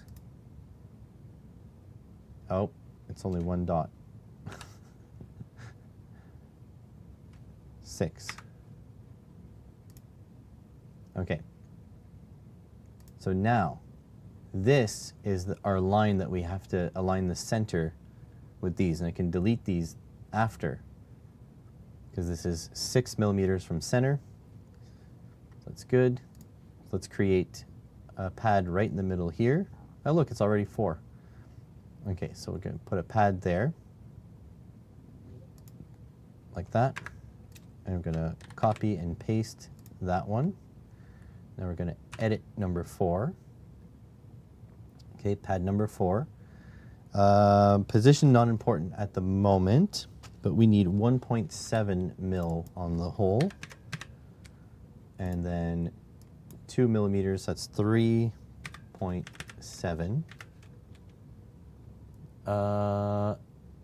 Maybe a couple more hours I'm going to stream. I am getting stuff done, so that's kind of important. Okay, and we also know that we want to move it 4.9 millimeters to the left. Can you go minus 4.9? Does that work? It did work. Oh yes, it works just like Fusion. Excellent. All right, and then I can edit this one. Still named 4, 1.7, and 2.7. Whoop, 3.7.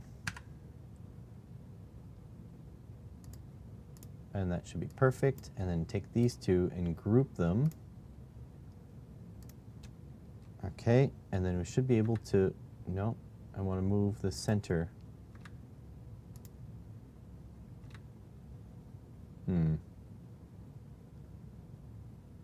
May not be as easy.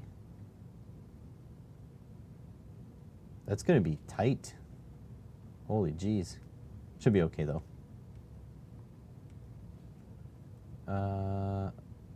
Okay. So what happens if I take this and I lock it? Should be able to lock it. Oh, positioning tools.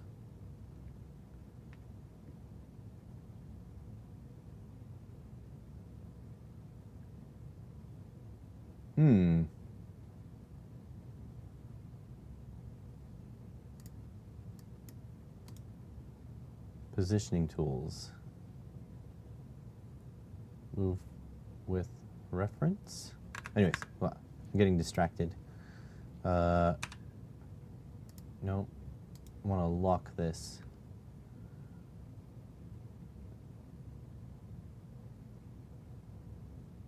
God, it's been so long since I've worked in KiCad.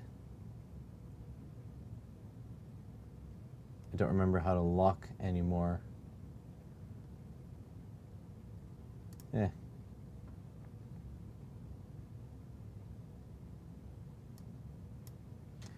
Well, what we can do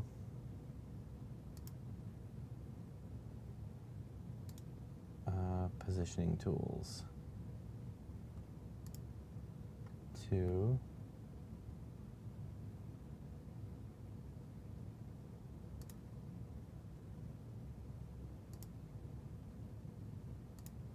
Oh, there we go. Did it center it right on that? It did. There we go. I used my line as a reference. Awesome. Now, move positioning tools. Move with reference.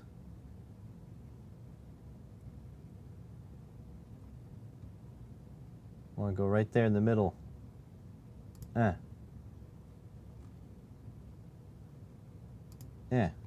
there.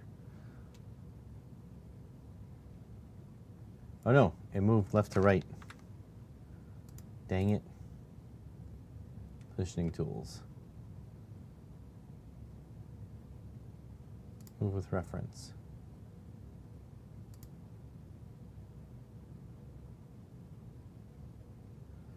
Okay, hang on. Move with reference. You do right in the center. Why won't you snap on center? Okay, I'm getting the hang of this. I just need to, relative to, select item.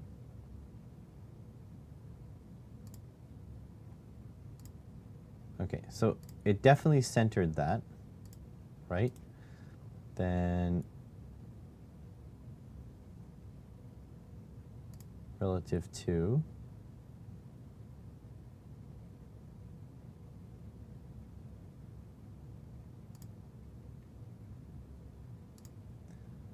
select item.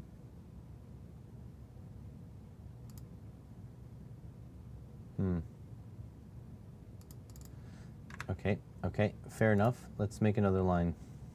Cancel.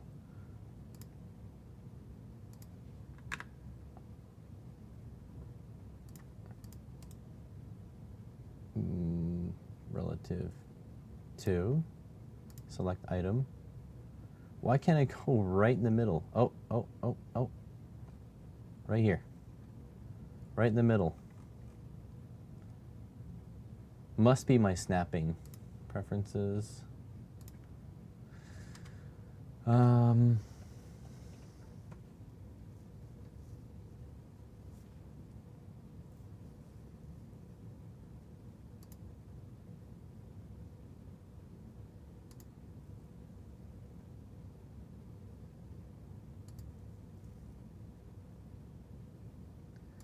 Display options.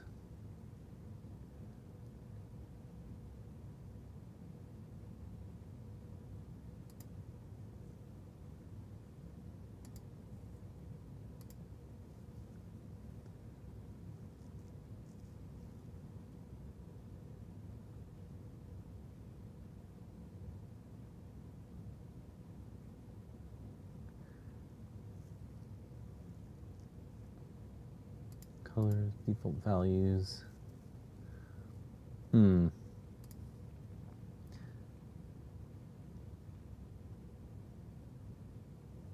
So it won't let me get the right middle there. Actually, once the Y is done, right, you can move. No, you can't move.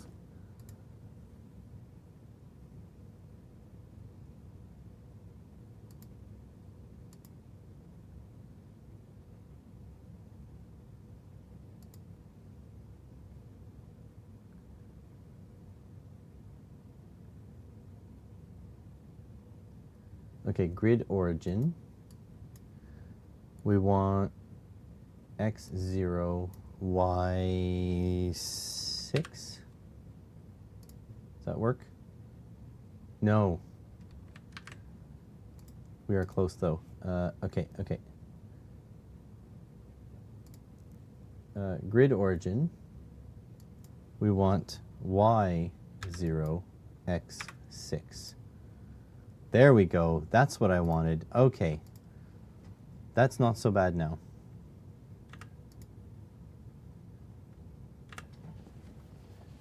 Yeah, that's going to be frickin' tight. Look at that. I may have to shrink the size of these pads just a little bit. Okay, so we got it. We got it. So if I paste this one, then I go move, tools, relative to. So we want 6, and then, so this is awesome. This is working fantastic now. What's this distance? 4.5? Yeah, it's okay. I'll fix the pad sizes after. What's the distance? Yeah, 4.5. So y will be positive 4.5. Okay. Now copy, paste there. Shift P, y negative 4.5. There we go. And then we can ungroup. Edit. This will now be number 1 and 2. You know what?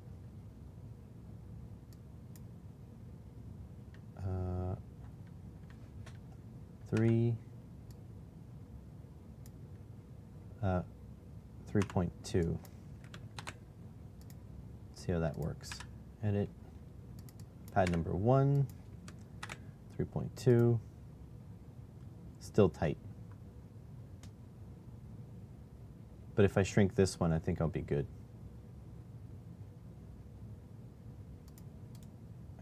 Grouping. Ungroup.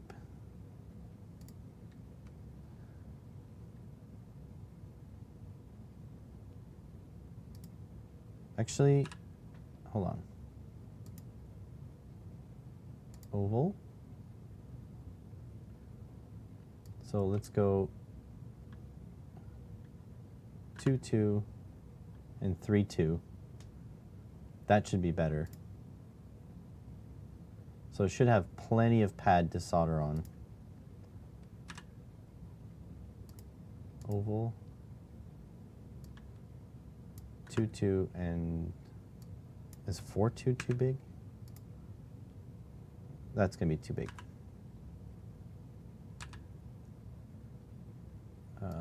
3, 2.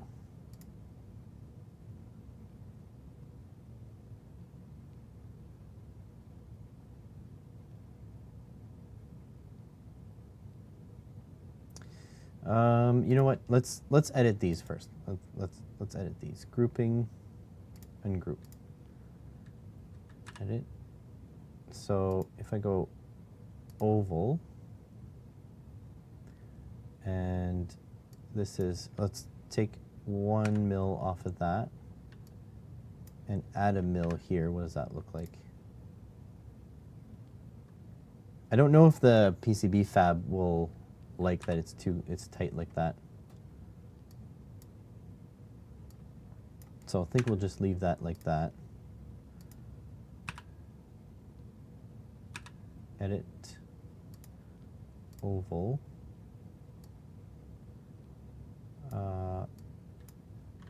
3. I think that'll be good. And if I shrink this, 2.7, that should be plenty of space there.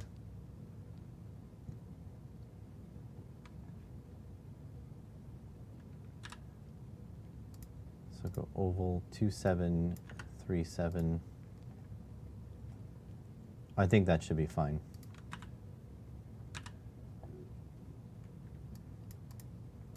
Oval 27.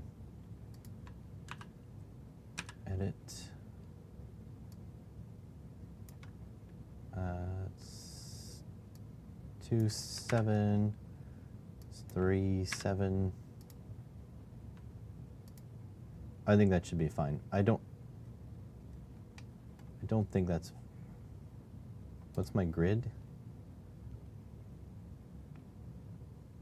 Ooh. I think it'll be fine.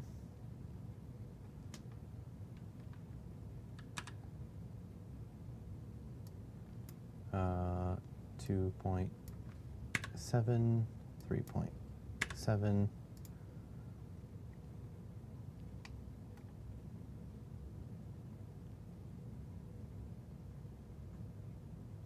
And then this one, ungroup. Edit 2.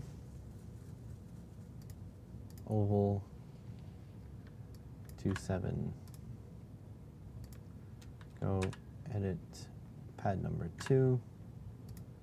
Oval 27.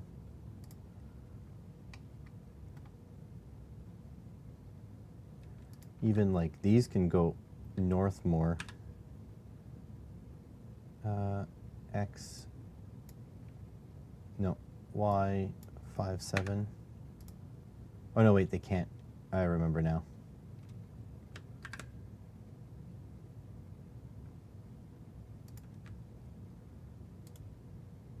Grouping, ungroup, edit, oval, 3.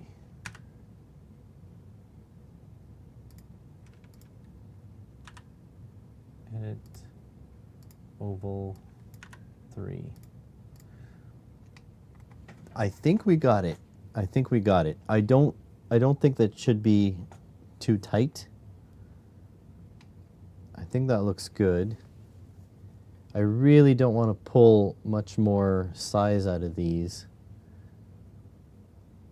Like you could.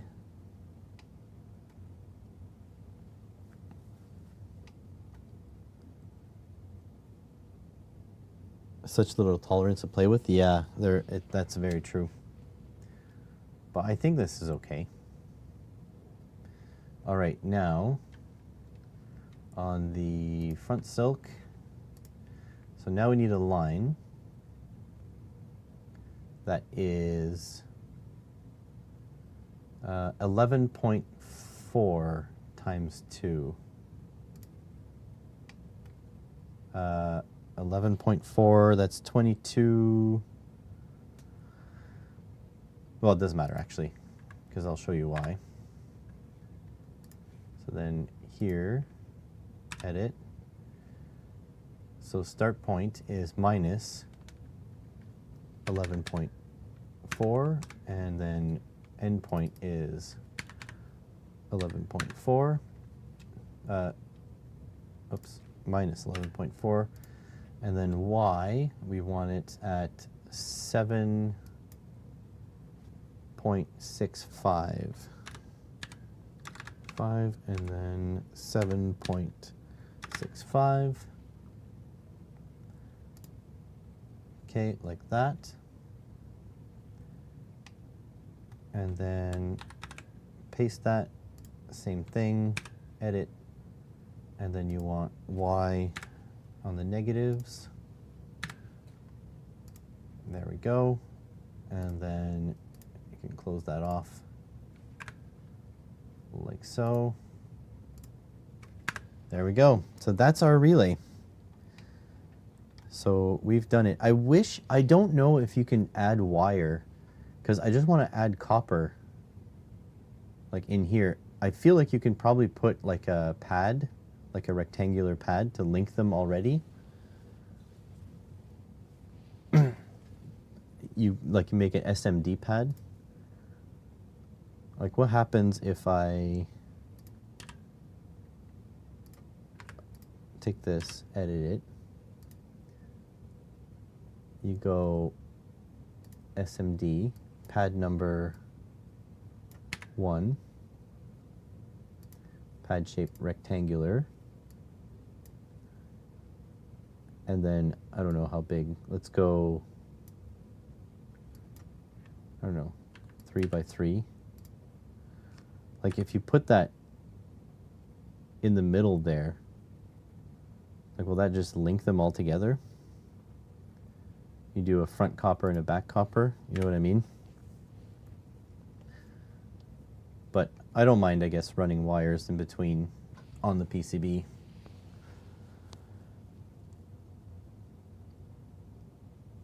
But I think we might have this. Like I think it might be working. Hopefully the DRC doesn't complain that these are too tight, because in principle a wire will go between here and here, so it doesn't matter. And we're not going to snake anything through.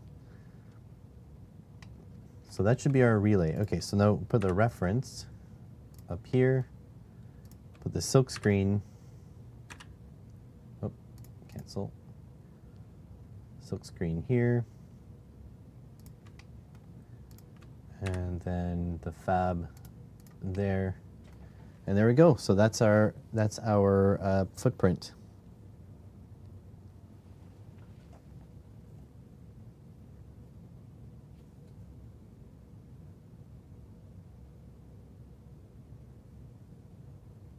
So I think we're good. We're going to save this. Hopefully this won't complain too much because it's 2 separate pads, but really, is there a way to make... Oh, there's a custom shape primitive here. So you could really...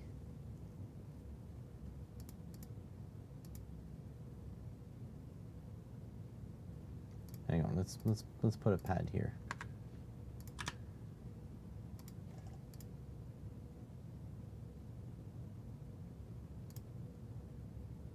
How come you can't do this?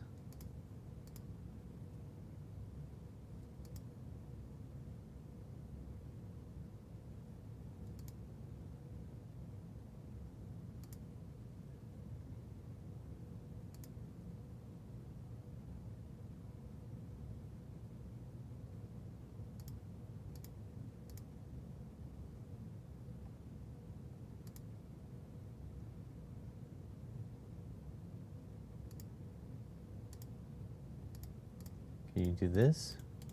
You can't add. Okay, if I cancel, if I do this, what's that? Draw a circle. Okay.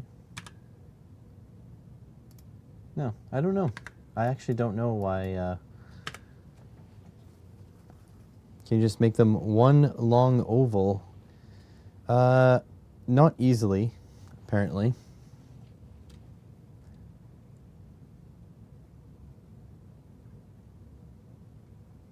Yeah. Oh well. I think I'm pretty happy with what I got here. So that is saved.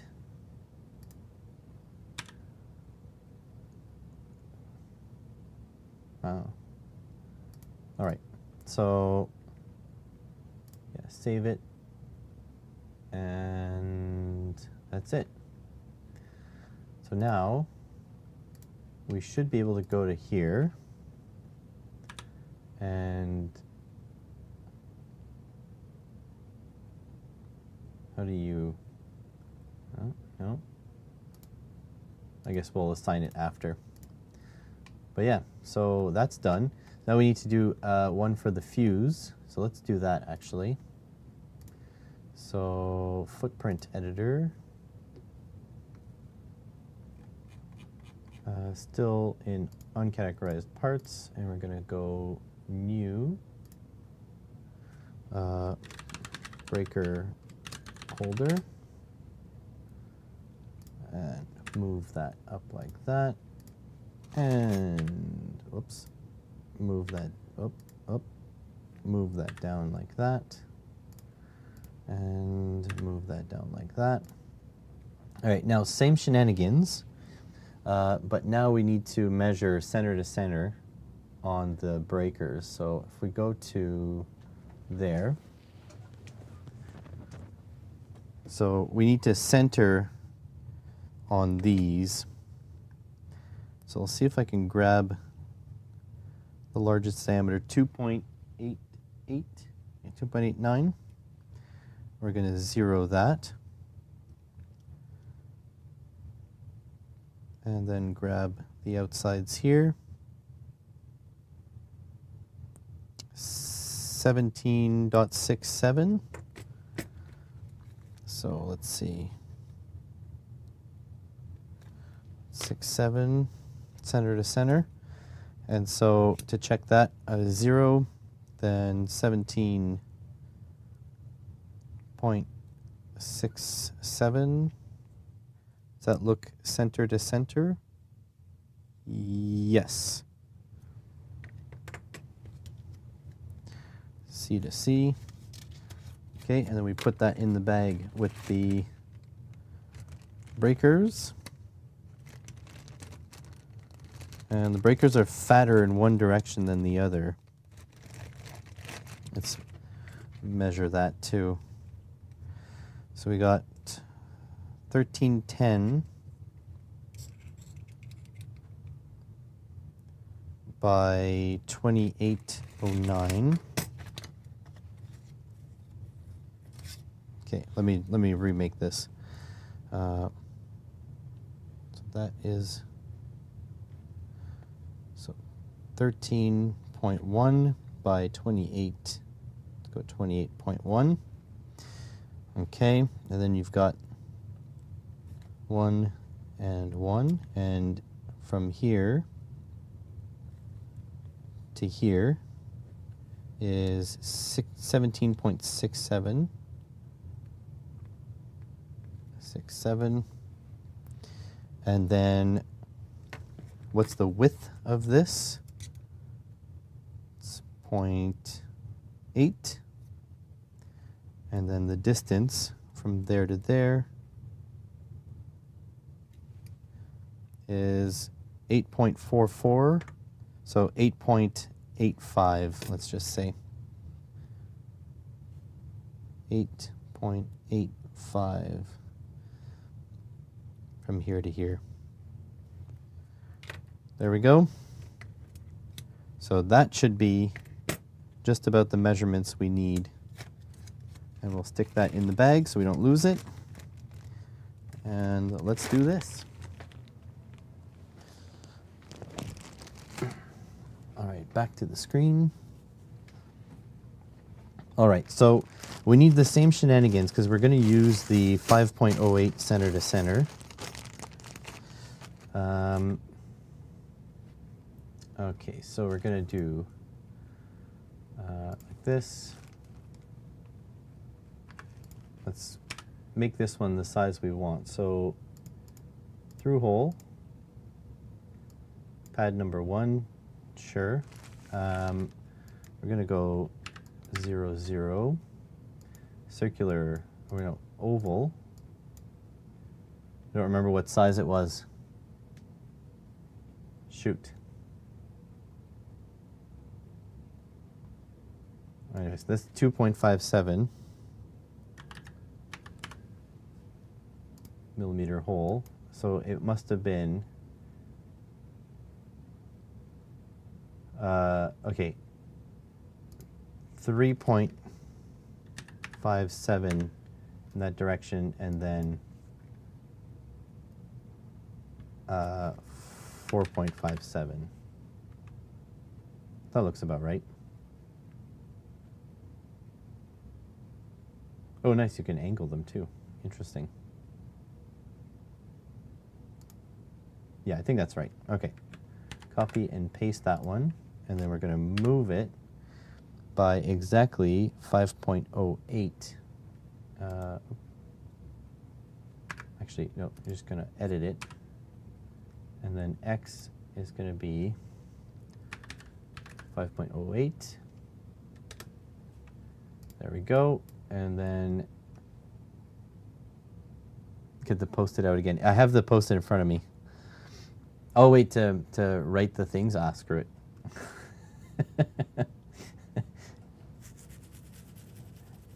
Deal with that another time. The most important is the hole size and hole spacing, not the pad size. Okay, so that being said, these two are now done. We can group them. Group. And then we can also Shift P. All right, grid origin, right? And we want it, what was my measurement? Center to center, 17.67. So 17.67 divided by 2. And then we want Y is 0. There we go. Okay, and then we want to copy that and paste it. And we want to Shift P. And we'll do negative divided by 2. Okay, and then we're going to ungroup. Grouping, ungroup. I'm actually going to edit these. Grouping, ungroup. I want the ones on that side, so this will be pad number 2. And this will be pad number 2. Okay, and now if we go right from the center here, let's group these again. Group. And group these again. And now we measure right from the center. We won't be able to get it right on the center. Right on the center. 17.7, which we were looking for. 17.67, so yeah, that's it. We got it. All right, now for a line, make a line. Doesn't matter where, because we're just going to go and edit said line. And the line has to be 28.1. So 14.05 it starts in the negative. And then 14.05 in the positive. And then we need it in the Y, 8.85. 8.85. 8.85. Okay, so that's good. And then we'll make the same line. Or just copy this line, actually, it's faster. V, edit, and Y. Now, it's 13, Y should be 13.1. negative 8.85. So negative 13.1 minus 8.85.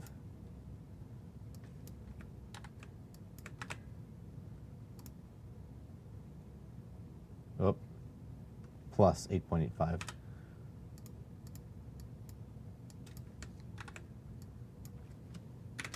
Bit confusing with the coordinates here.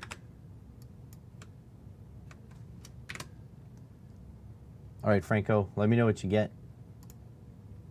There we go. And then close this off. And then close this off. There we go. So that should be our breaker holder now. So that should be it. And then put the reference in here, reference in here, and then reference in here. And that should work. There we go. Save it. So we got that one, and we got micro relay as 3.57, 4.57.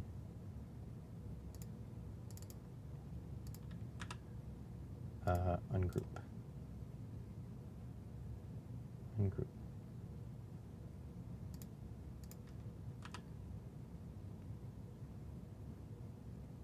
I think it's the same one. Okay, we're good.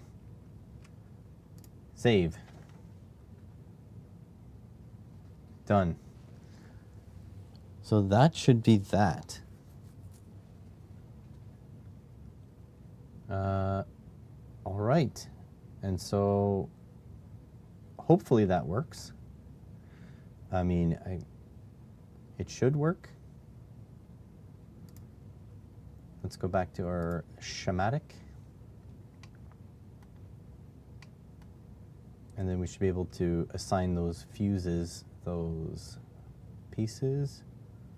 Footprint assignment tool.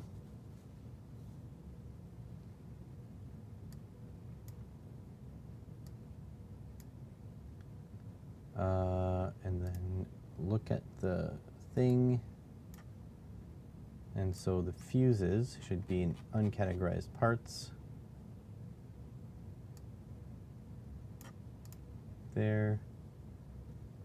And then the fuse should be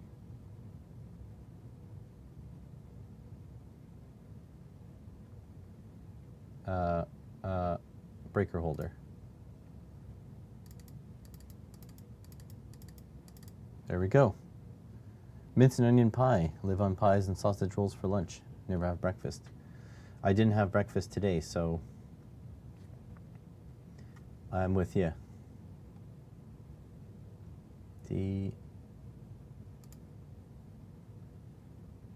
Not in the library table. Yeah, that's fine. I don't want it to be on the library table. I want it to be micro relay, relay, relay, micro relay, micro relay, and then this should be, should have an ESP32. I might have to go just load the ESP32.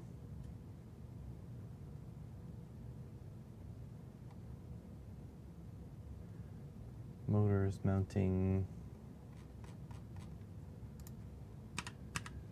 No, that's only on that side.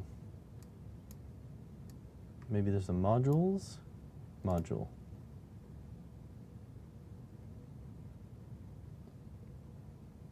Wemos? No.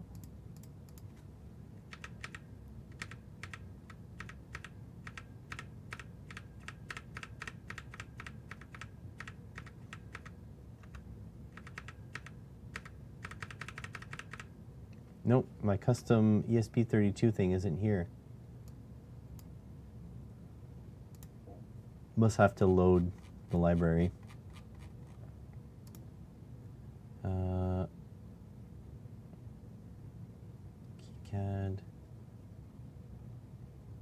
is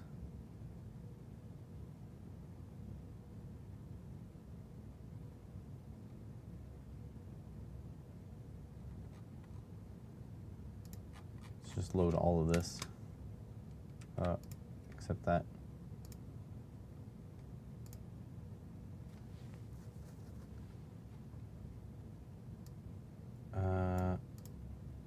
Audio module.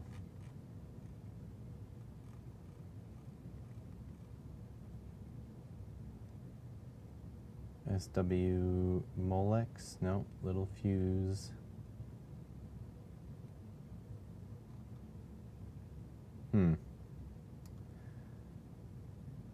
I'm gonna have to go look for it.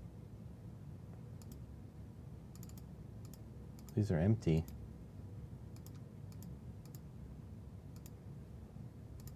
I like how they have vacuum tubes in here.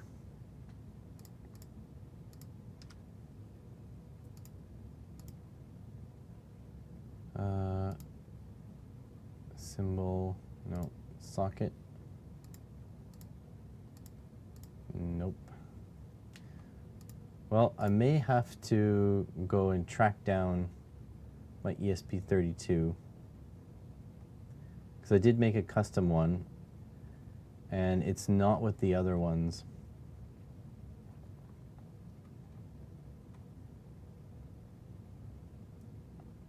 Opto device? Look at all the frickin' optos.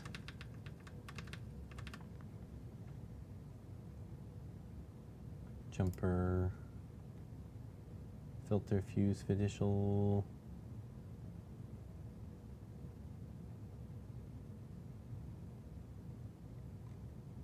No. PCB edge connectors. Ooh, fancy, fancy. Look at that.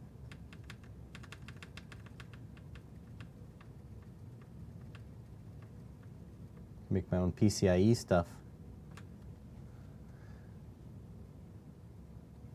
All right, I'm gonna have to just go to the washroom, so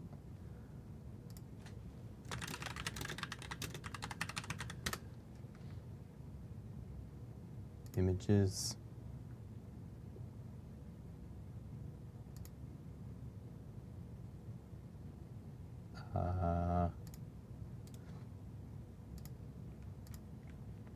There we go. And I'll mute the mic so you won't even hear it. Be right back.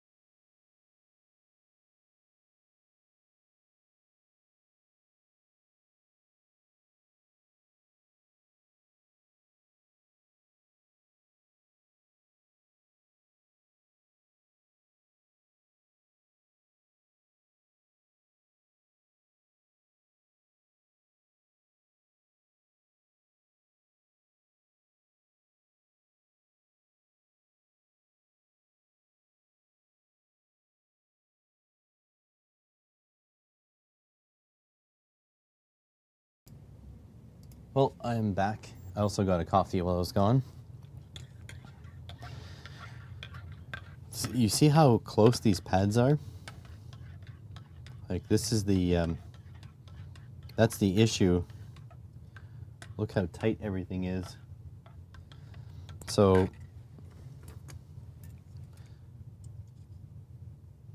there is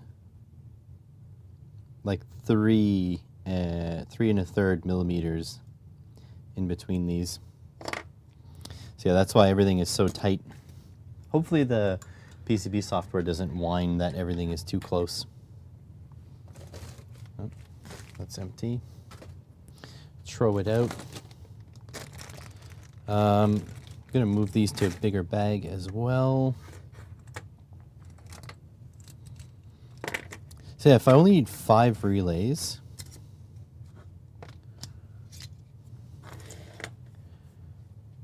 so let's go, like, let's see if I can still pack them kind of tight, right? Actually, yeah, this way. So I'm gonna leave room for terminals. 1, 2, 3, 4,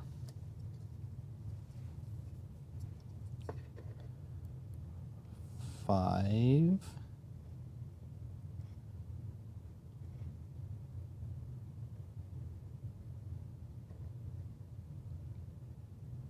Okay.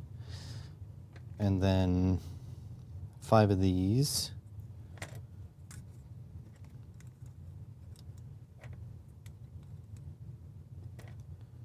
Might need more width, actually.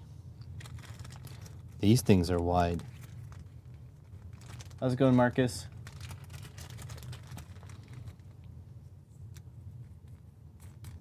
So if I want the waterproof caps, I actually do need to space them out quite a bit more.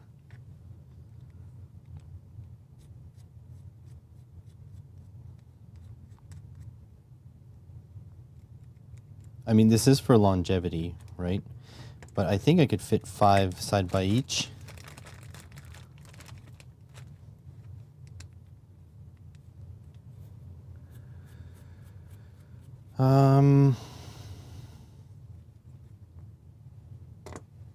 Do we know of any ammo cans that are this wide as well? Because even though, I guess my board can be upright, but then it's not very serviceable. The crazy thing is that I met this guy at a convention that I was at for work, and he was telling me about how he uses microcontrollers to like check the vitals basically of his boat motor, and he put it on a little display. And then when I went to the same conference this year, he comes up to me, he's like, "Oh, Dan, I made a new project." I was like, "Oh yeah, me too." And then I started talking about my project, and he started talking about his project, and it was the same freaking project. So he actually made one of these already, which is pretty nuts. Like so. He says his son is interested in selling them, building them and selling them. So if I have enough room for all this, this is going to be tight. But I do have room, and I will have enough connections to come off. So room for terminals over here, and then here or here my button board can hook on. And honestly, this can be on the button board. So I could just have all the drivers on this board, and then this be over with all the switches. And then I can actually put the MOSFET for this separately. So that's not a bad idea, actually. Make just one relay board. In fact, I can put 6 relays and then have an empty slot on my project. It's not a bad idea. An infuriating email from my notional boss at my contract gig, which I'm actually taking a sabbatical from, working on observatory stuff. Good. observatory stuff is probably the more fun stuff to do anyways. All right, so that's done. That's done. But I just deleted a whole. I only have 5. Oh, whatever, I'll keep it 5. It'll be 5. People want to drive 5 things. I wish I didn't go with the breakers, because these breakers are so big, and if I was really concerned about size, which I sort of am, then I could have just went with these fuses. So look at the size of the fuse compared to the breaker.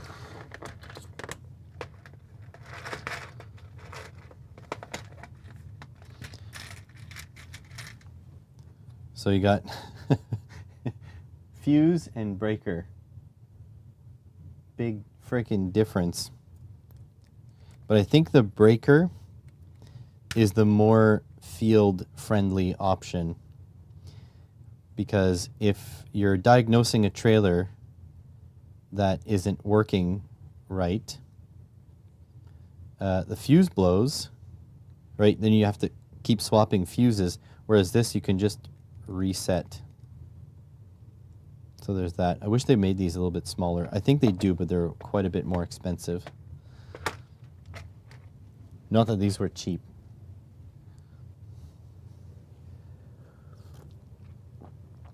Oh, really? Same breakers. How many volts are you running? Because this one maxes out at 32 volts DC. Oh, well, I guess there's AC as well. Oh, there's a line and a load. I need to check, see how well this works. 32 volts DC and 125 volts AC.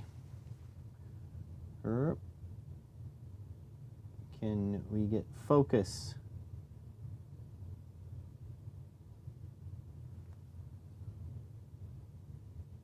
You stupid focus. Look the same, 15 amps, 125. How much did you pay for them? I think they were, I got 20, so they're about $1.50 a pop. Something like that, because I paid 31 bucks for 20. So at least if you need spares, you know where you can come get them in town.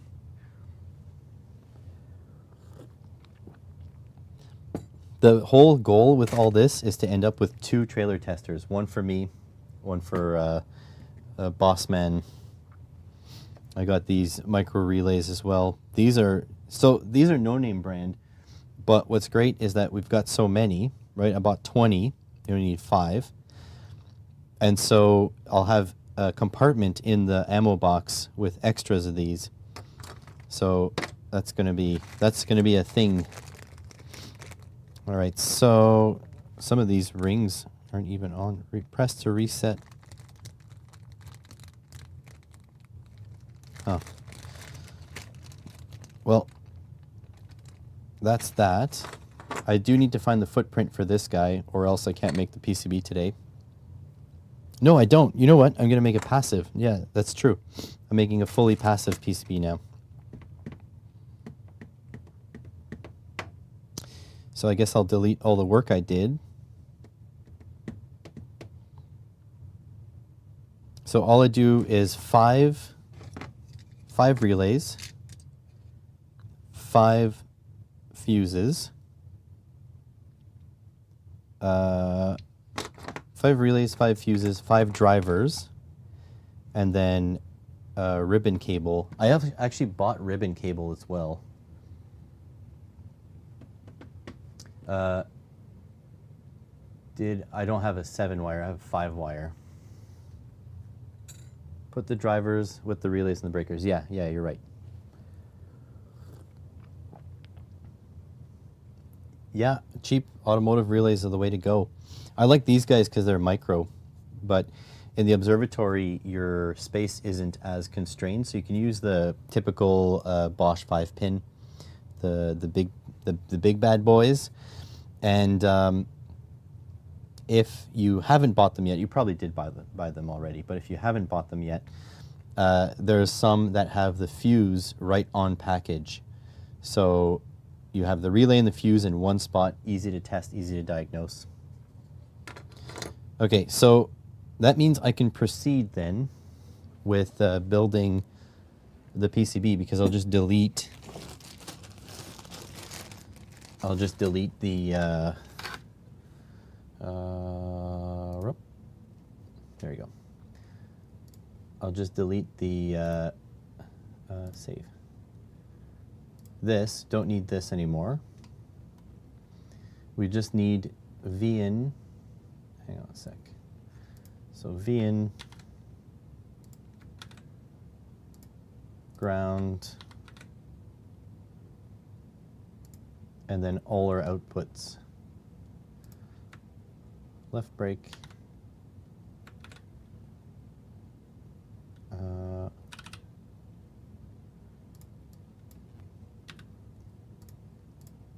do we need the, we don't need the MOSFET either.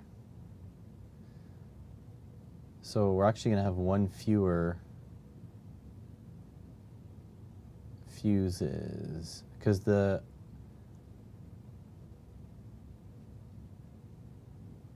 I might put this on board as well. I'm going to keep this. So left brake, right brake,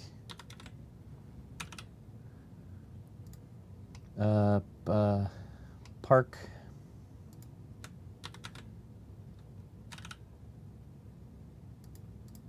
reverse, and aux.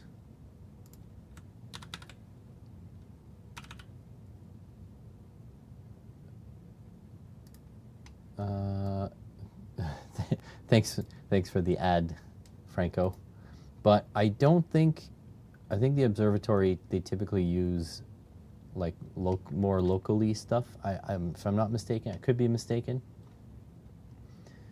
Okay, so I don't need anything else, right? Ground, VN.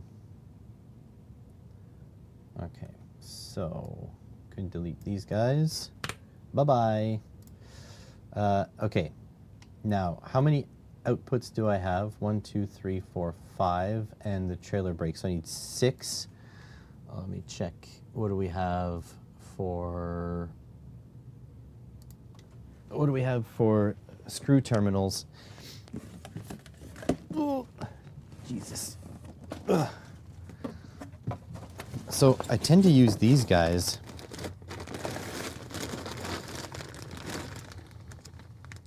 Since I got so many of them. I also made custom ones. So these guys, I made custom footprints for them. So if I need 6, oh no wait, that's ribbon cable. What do I have for out? I have 5 out. So basically I can put these out. 1, 2, 3, 4, 5, plus the trailer brake. And then voltage and ground I can send elsewhere. So I think that's good. We'll use these guys. And then for in, I could put one more. 1 in, 1 out. So yeah, I could put 3 of these in. And then we'll just use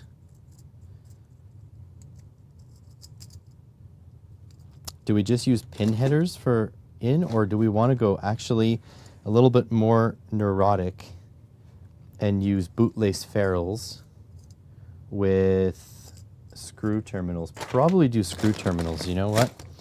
That's probably better.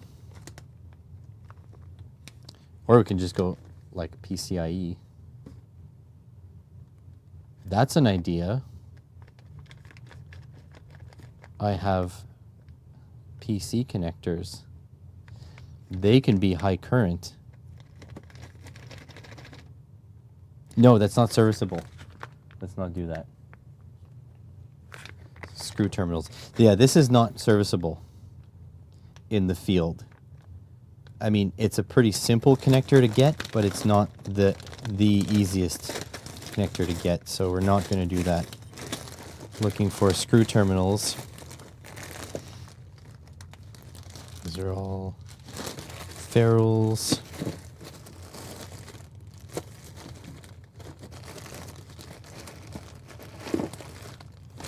I mean, I think I can just find the terminals later.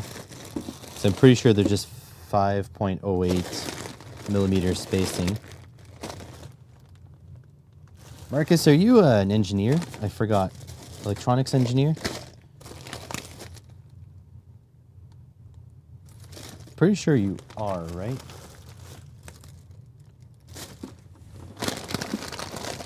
Electrical engineer, maybe? You're some sort of higher educated. I do remember that.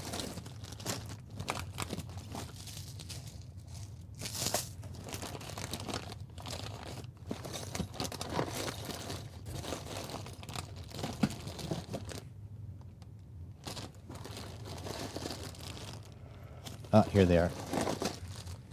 Yeah, I think that's 5.08.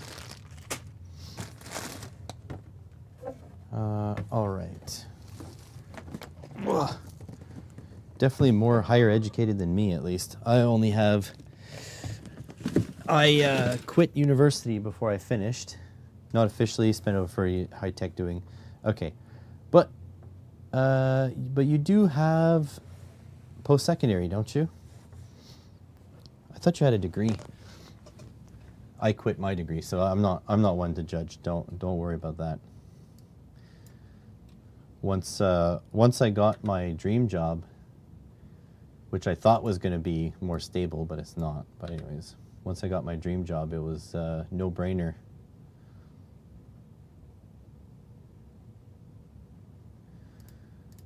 All right, like so.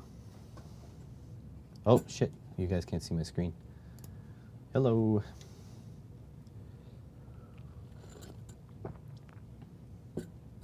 Okay, so what, so these are going to go to the outputs. Oh, wait, we have double outputs. 1, 2, 3, 4, 5, 6, 7, 8, 9, 10.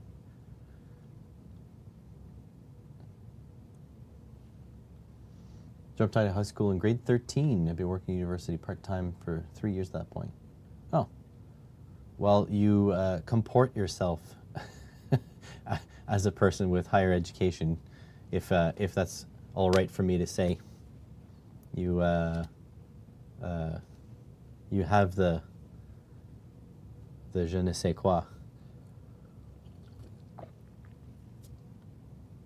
Oh, that was almost embarrassing. I need to add the V in up here. Oh.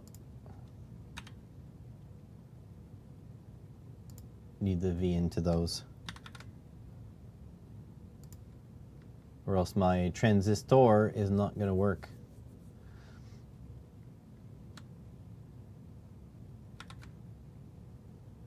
And my relays aren't going to work either.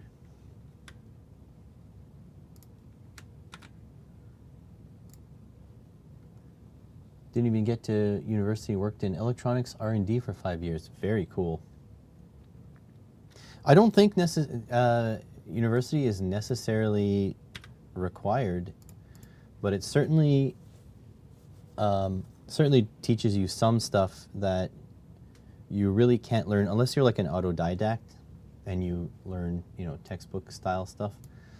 I'm not one of those people that poop all over textbook learners, and I'm also not one of those who poop all over the practical learners. I do think a nice mix of both is ideal, personally.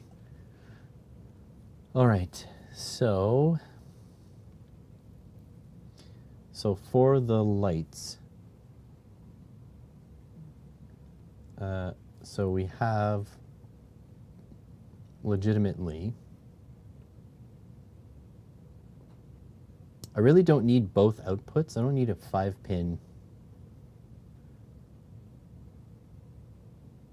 Okay, you know what I'm going to do? I'm going to put a test point so that if I want to grab this output, I will be able to, but I don't have to. I always do this where I get a little bit too, I go a little bit too nuts on it. So there's the test point. No, no, no.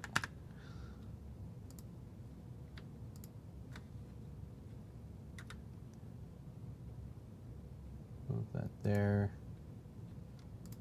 Okay, that. Paste to here. Back in the 80s, jobs depended on what you know rather than where you learned it. Yeah. I mean, it's still kind of like that. Like coding, for example, is one of those jobs where you can get with a portfolio. You don't really 100% need school. I mean, it's better, obviously, but you don't 100% need it. We're going to actually grab this LED. We're going to put one on here too.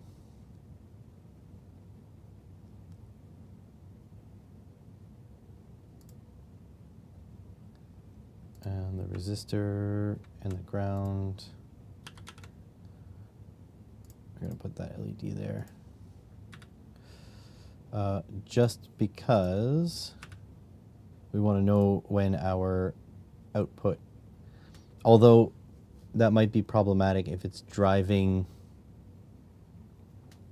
Oh, and I'm missing, oh no, that's going to be an output here.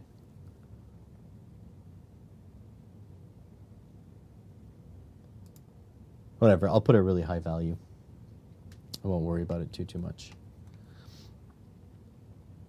Okay, so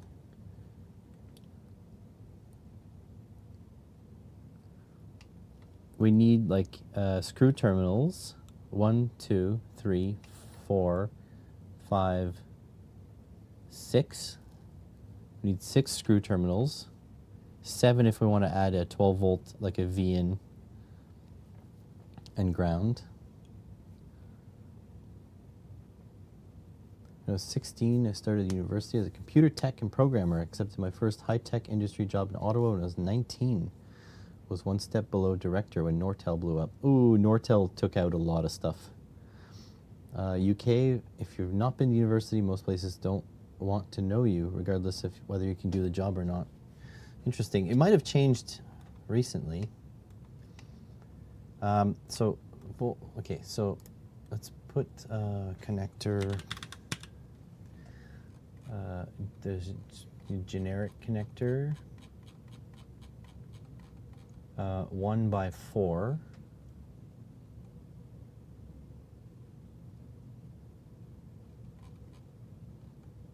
Okay,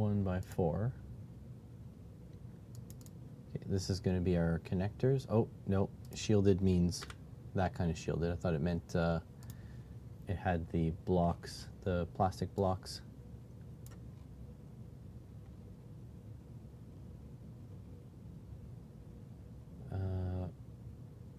One by 4 socket. Yeah. Okay. So that's good. And then we need a 1 is a 6, 1 by 6.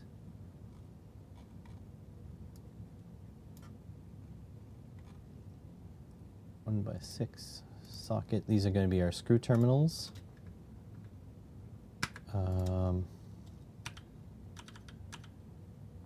Edit.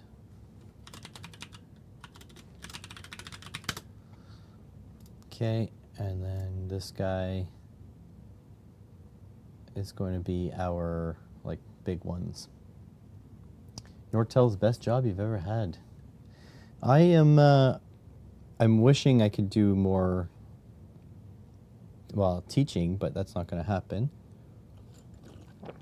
But hopefully this year the channel takes off a little bit so I can maybe stop relying so much on contracts coming in and stuff, because that is brutal. That takes the wind out of my sail when I don't really have stable work. If the channel was like self-sustaining and paid my bills, that would be the ideal. But I mean, that is just quite simply not happening. Not for now, at least. Park out. I do like teaching. We're going to be having an introductory seminar at the observatory. Ooh, very nice. I need to, honestly, I need to get some wheels so I can get out to the observatory.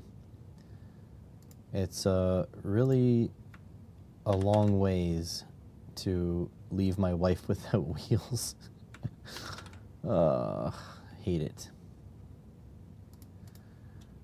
Okay, so there and here we can copy.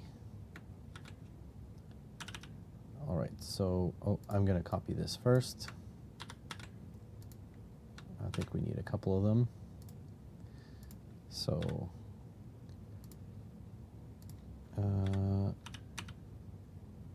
VN.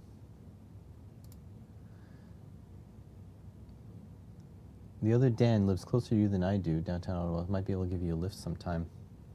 True.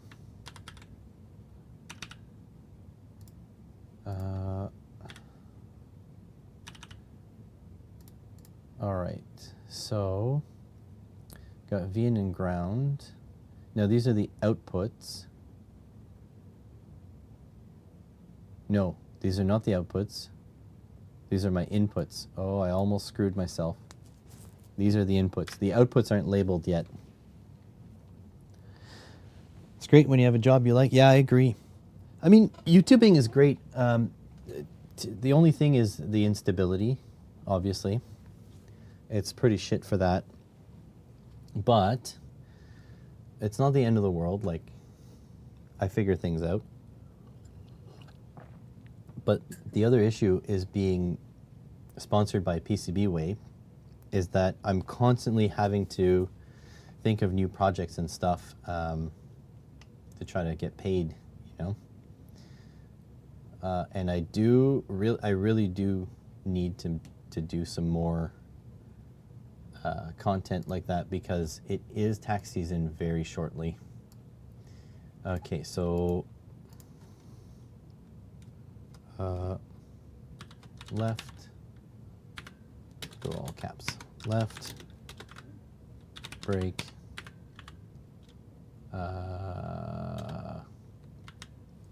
activation. So there.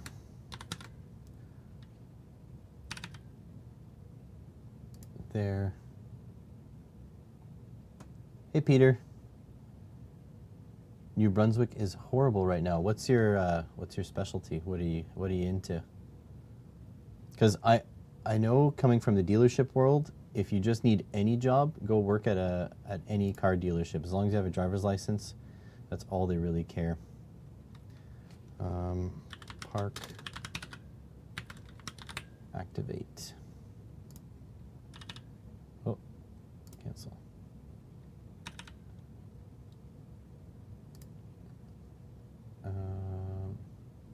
Oops. Park, activate. Aux, activate.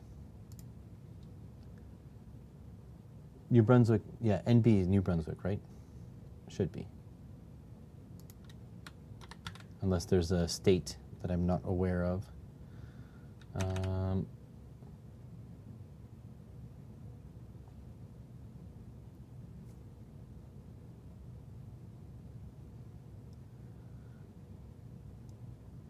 Let's grab the aux on the other side.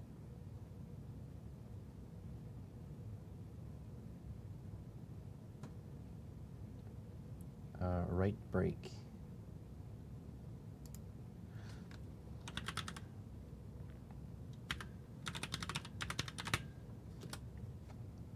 Activate. Activate.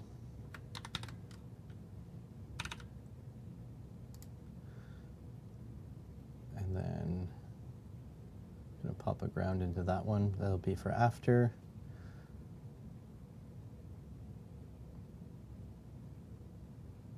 Wait, is my MOSFET supposed to be on the positive side of the load or the negative side? I don't remember. Disability for a sleep disorder, that ran out. Now I have to return to work. What kind of work? Reverse activate.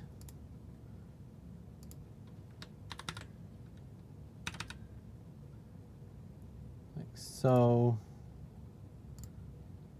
Then break.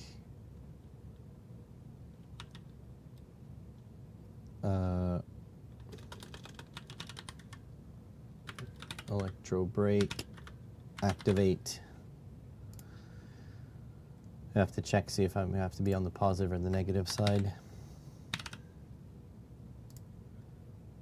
There we go. Depends on the type of MOSFET. I think it's enhancement mode. I don't know. I'll look it up shortly. I need to not forget anything. All right, so I have 6 outputs. So in principle, I do need a ground out as well. I do need to give my harness a ground. But it looks like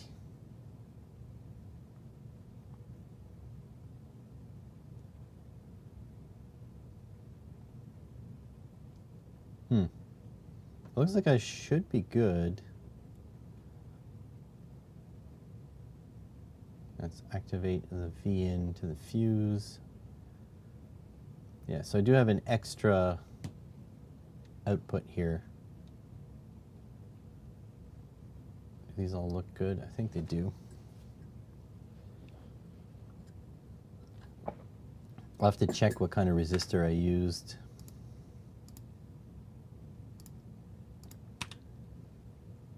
I didn't put a value.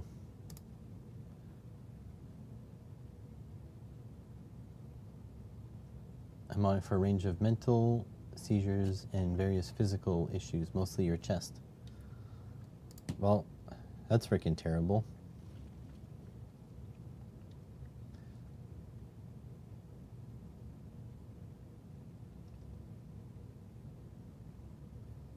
Okay, so I think I just need to figure out now the MOSFET.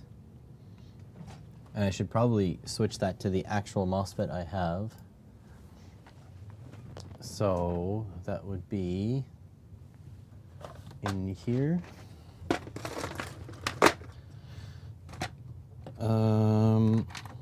They were expensive, so it's not the one I have the most of.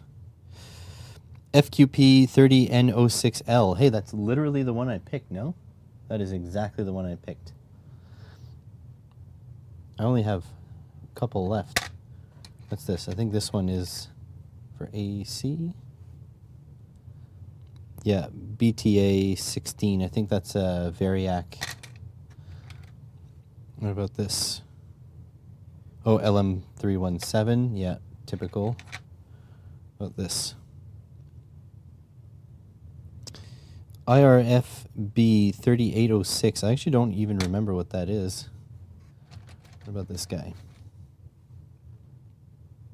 Tip 120. This is a Darlington transistor. This could work too, but at 30 amps, man, or 15 amps, I don't know. Although the plan is just to pulse it at a low current, so it's not too bad.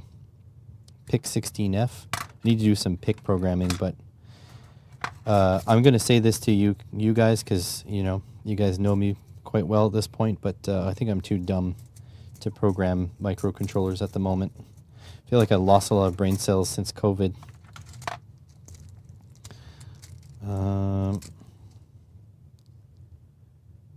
74HC140. Not 100% sure what those are. So yeah, so let's go check the FQP. Let's go check the application circuit for it. I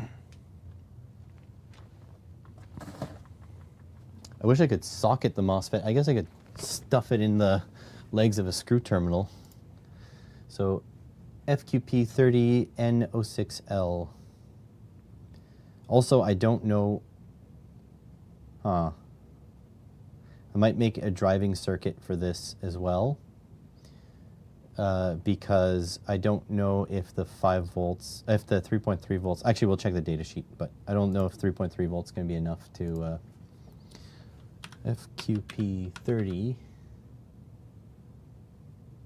What did I say? I forgot.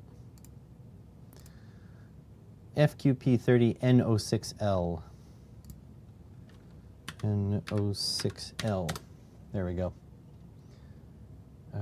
For National Instruments since 2009. Quite yucky, taking a break. Academic partner of the observatory is paying me for a bit. Oh, that's good. That's really good. A data sheet.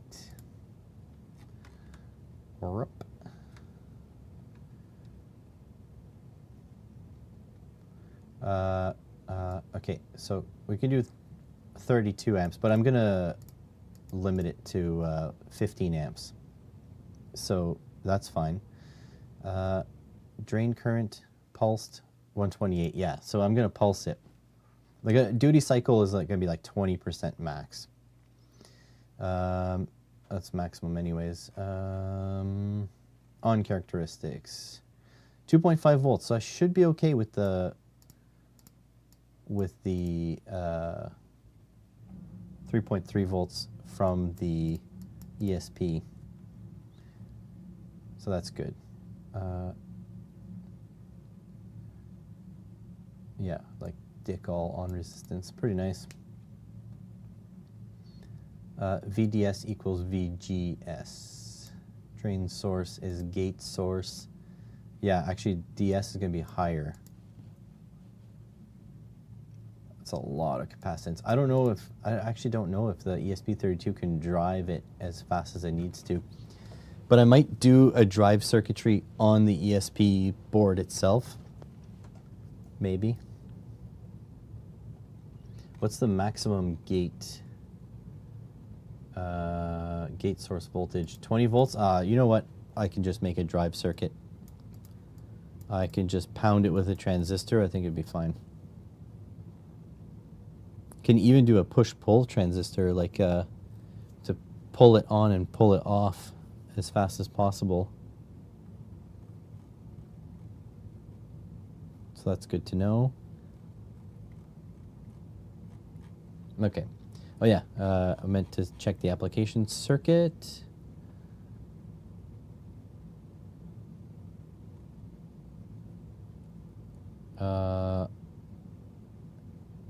Looks like I need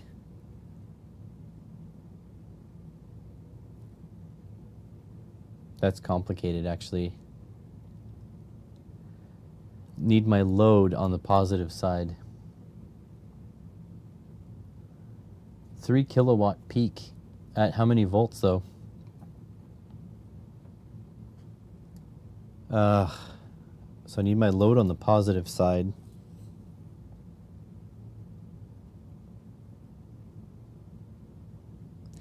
I literally can't use this. 240 volts AC. Jesus Christ, man. At least 3 kilowatts isn't that bad then, current wise. So you got P equals EI. So divided by 240, 12 amps. I mean, you're in welder territory there.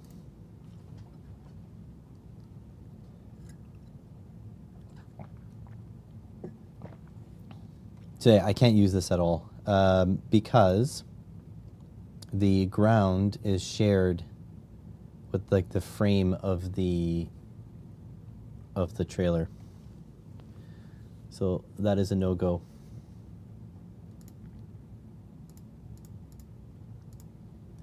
So you can't just insert something on the ground side. So how about tip 120?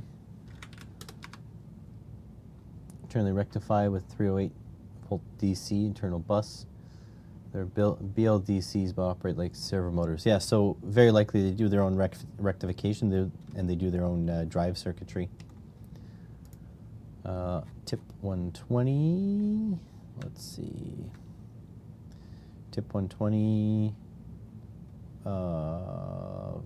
Base 120 milliamps. So again, I can drive it.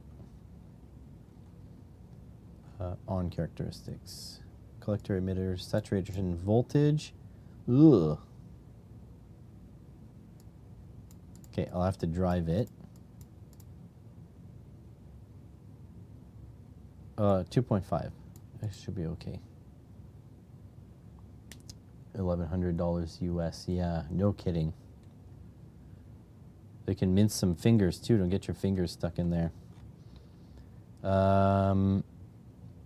So this one should be positive side. So I could use the tip 120 because, wait.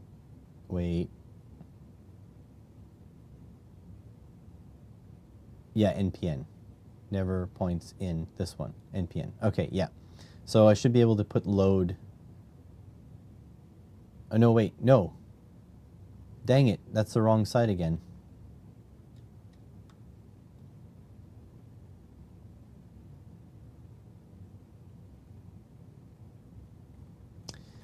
Dang nammit, I'm gonna have to buy new MOSFETs? No. That's a pain in the butt. No, that's the wrong side.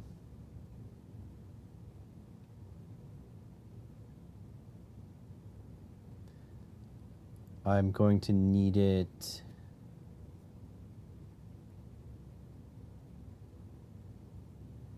Ugh. Dang it. Why is controlling the positive side of something so difficult? So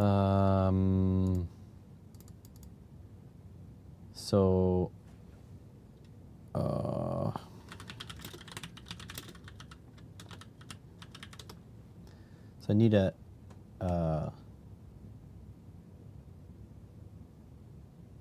oh my god, I have no brain. The other kind of MOSFET.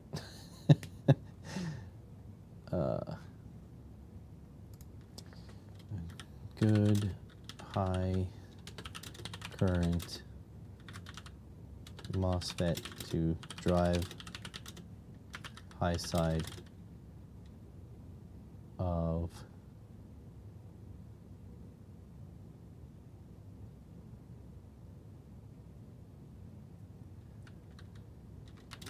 load.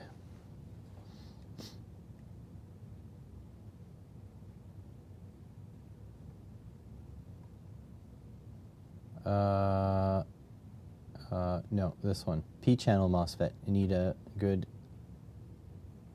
high current P-channel MOSFET.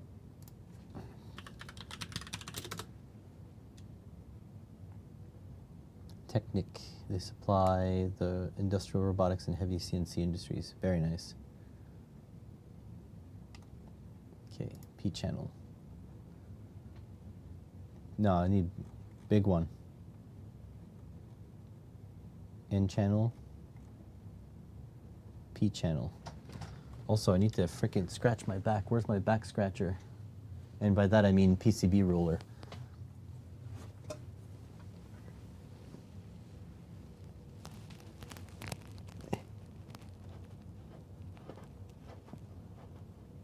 Oh, but then do I need to supply it with a negative voltage then?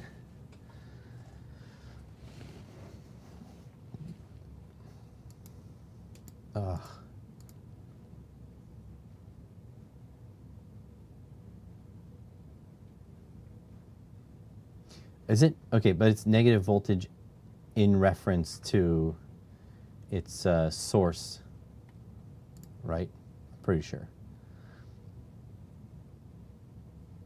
Are you serious?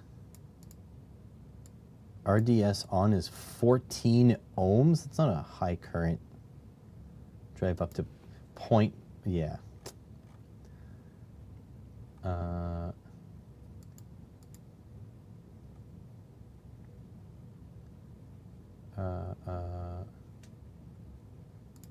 200 milliamps, no. IRF 540, N channel.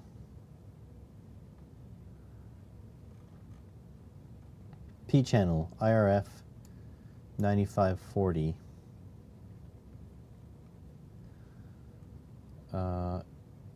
Uh-huh. 20 volts. Wait.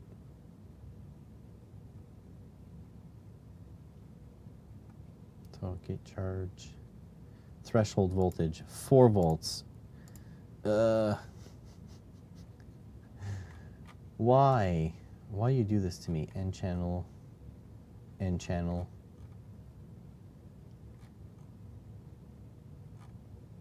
N channel.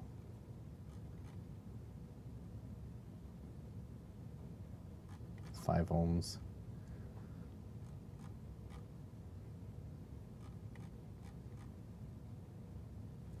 I might have to give up the transistor.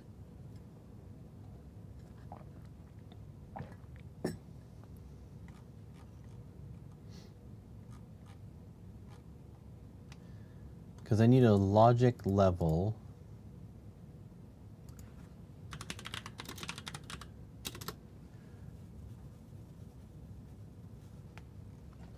Logic level, P channel, high current MOSFET.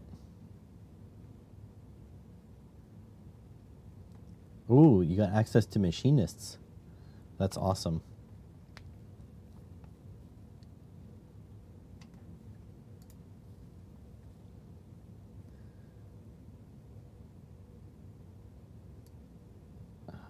Very low on resistance. Okay. Can I see the data sheet?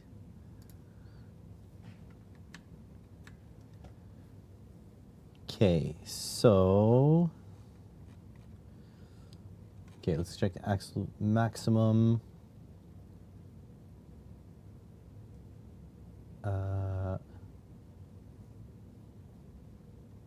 Current.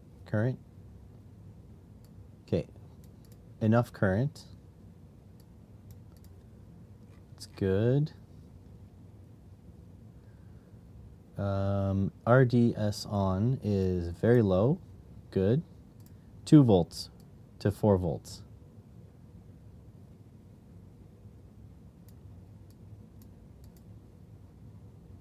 Okay, I think this should work. IRF 5305.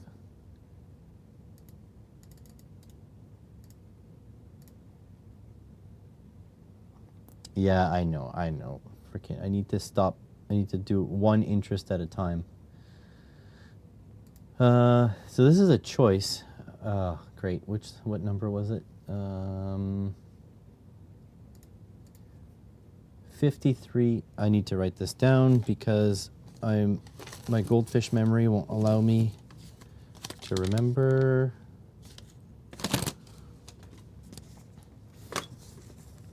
IRF 5305.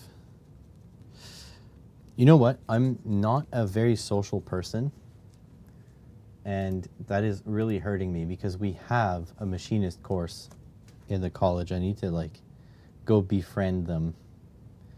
5305.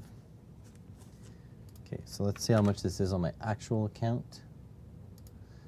We also have an electronics course at the college, and I do need to go befriend them because I want to see how good my reference voltage is.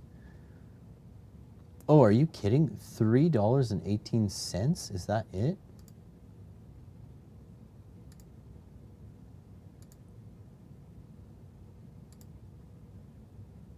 Okay, so if I buy 40 of them, I pay like 12 bucks.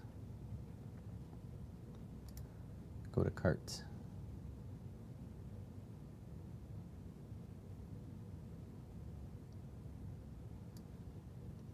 So you get No, I'm not replacing. So the trailer brakes on a trailer can pull like up to 40 amps or something. So I need to, when I need to test them, I need a MOSFET for them that I can pulse it at like 10% duty cycle or 20% duty cycle, just to test, see if the brakes work. And you can't do that with a relay, yeah, sadly. So I need one channel. So here, but here's the deal. Oh, here, let me take this off here because this is just for checking for whatever. No, Franco, not these. I'm going to use regular 3907s for the relays. This one is for the trailer brakes, so I need like 30 amps. But so 40 of them, right? 4 times 10 is 1272. 30 of them is 17. And 20 of them is 1181. And 10 of them is $6. So I might as well get 40. Because of the free shipping, because of the choice. And I'm going to put this in there to see if I can get a bigger discount too.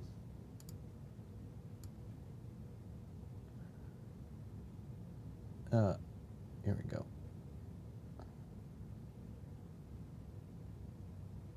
All right, so let's let Honey do its thing. Please find me a discount on the Voron.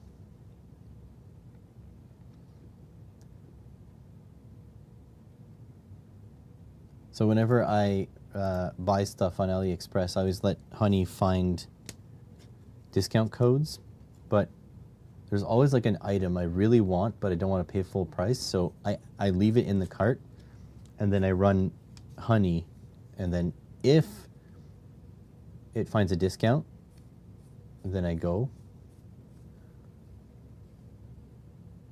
Oh yeah, it is absolutely magical, definitely.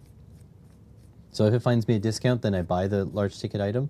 If it doesn't find me a discount, then I just remove the large ticket item and go back to what I was doing before.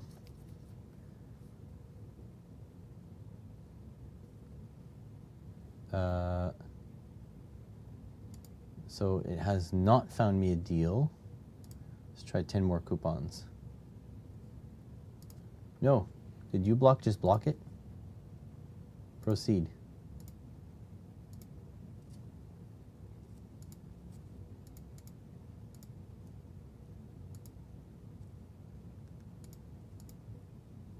Dang nammit.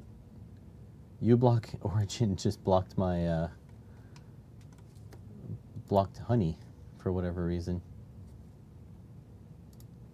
Check out. Apply coupons. Well, I have to do this again. All right, so 5305, right? Okay, yeah, my dyslexia didn't get the best of me. So yeah, if you're a new client though, you can get these for 67 cents, which is cheap. Just for curiosity, actually, let's look see how much it would be locally. IRF 5305.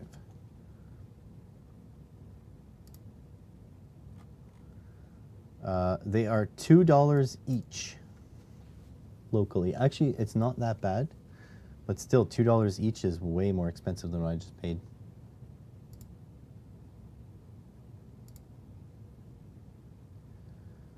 All right, so we're definitely not getting the Voron today. Sad to say. Removed. Is there anything else I need? I don't think so.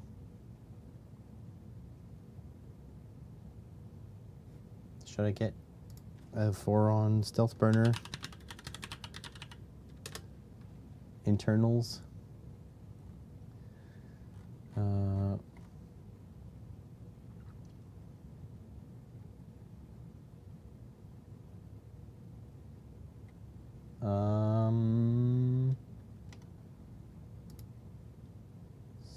Stealth burner, $50. Do I want to spend $50?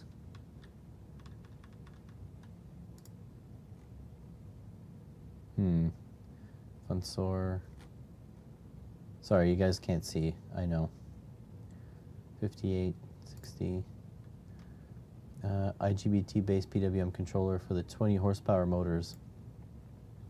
Yeah, that would be big. So 20 horsepower. There's a exact calculation, but I usually just use 747. So 747 watts per horsepower. So talking about 15 kilowatt. And you don't want to build something right for 15 kilowatt. You want to build a little bit higher than that, probably about 20%. So that's pretty nuts. Because electric motors are crazy because they're not, like, you don't run them at their, like, you run them at their rating, whatever. But if you stall them, they'll go like 2-3 times your rating. And if you stall a motor, you want your driver to just be like, oh, oops, and then stop driving it. But if you don't overspec your driver, the second it stalls, you're going to blow your driver. You had 50% overbuilt. Wow. Yeah, that is ridiculous. Yeah, 15 kilowatts, so like 50% overbuilt. You're talking about like 25 kilowatts or something like that. 22 kilowatts. Yeah, stall currents for DC. That's why electric vehicles are so freaking fast. Because if you give them unlimited current at 0 RPM, it will snap the chassis in half. It might snap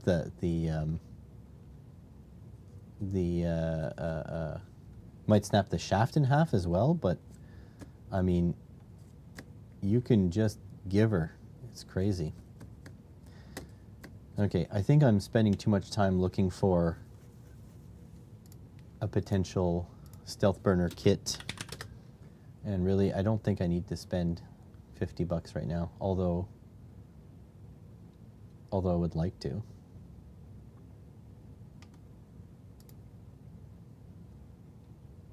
But I can't even print the parts. No. We're just buying the MOSFETs we came for. Oh, I'm going to send you guys over to the other screen just in case PayPal opens on the wrong screen. PayPal balance, $10 US.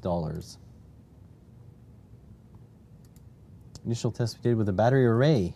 The size of the arc we created when disconnecting the motor. Oh yeah, you need a arc extinguishing disconnect at that point.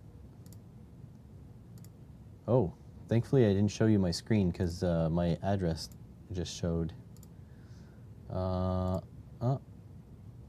to screen. There we go. All right, so that's ordered. I know.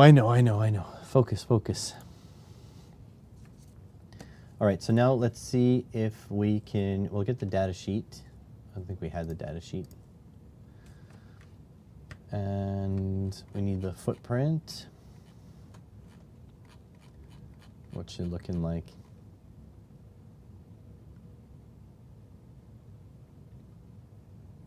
RD? What's RD? Is that our driving resistance? Drain resistance? Okay. Yeah, so, oh. You motherfucker. What is going on? Why is this backwards? VDD. VDS. Okay, drain, source, voltage.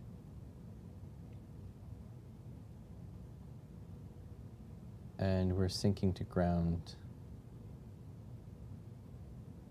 No. Wait, there's a capacitor, but it looks like a battery. VGS, yeah. Gate source.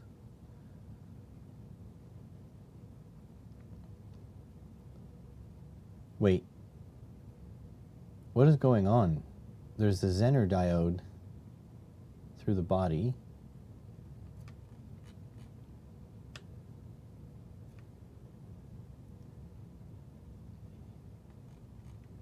What? I'm so confused.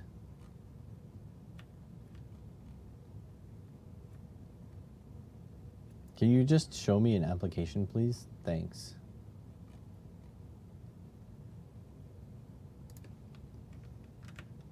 Uh, 5305.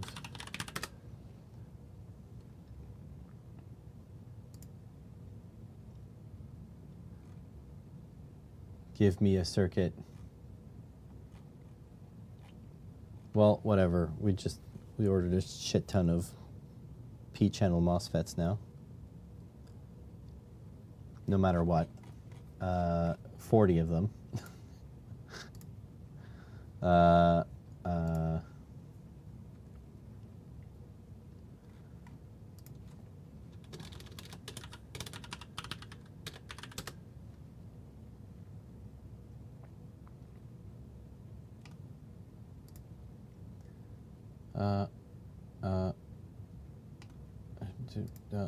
Oh God, no photo.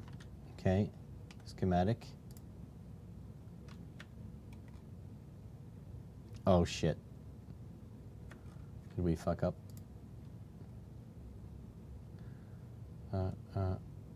MOSFET's better. Yep. Requires negative voltage with respect to the D pin.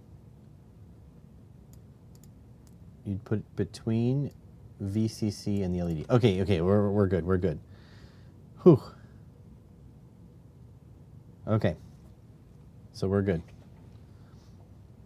Jesus. Okay, so now let's see if we actually have that. IRF 53. No. Let's see if we just have 5305. No. So P. Let's just go MOSFET.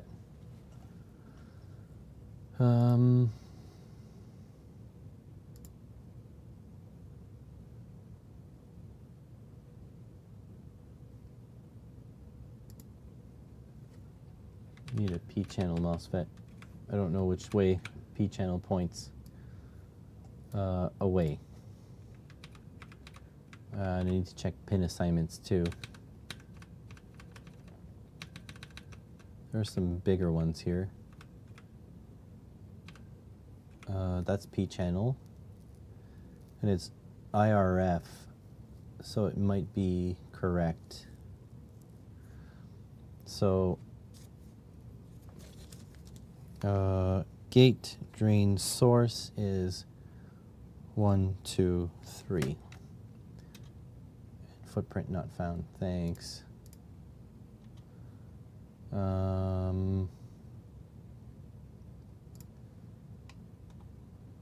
Where's our MOSFET? There we go. Gate drain source. Where are the pin numberings?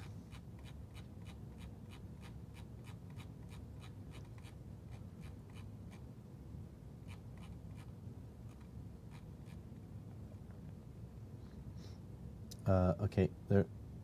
1, gate. 2, drain. 3, source, and then the tab is drain. Okay, we're good. So let's take that one, whatever that is.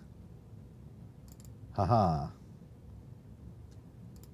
And take this guy and delete him and the horse he rode in on. And there. We got it.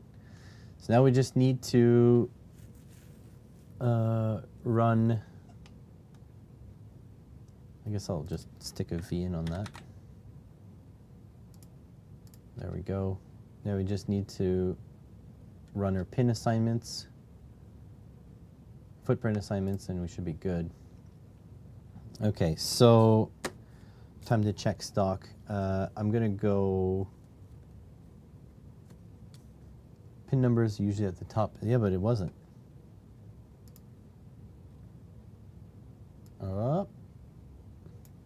See? They're not there.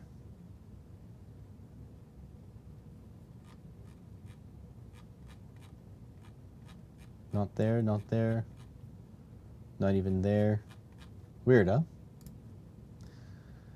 All right, so for diodes and LEDs now, we gotta go check what size stuff we have. I want to go SMD so that I have more space to mess with. Oh.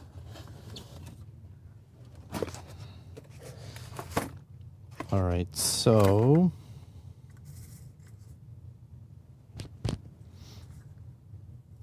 these are all resistors.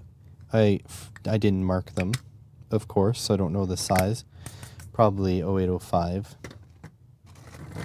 0805 capacitors. 0805, I assume resistors.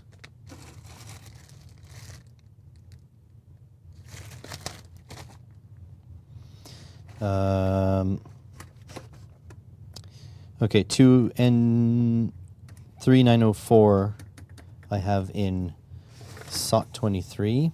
So 2N3904, which is NPN.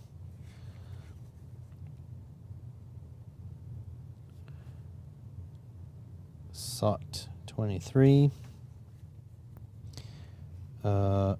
We do have MOSFETs too, but they're tiny MOSFETs. Is that a diode? SOD 23. Jesus Christ, they're tiny.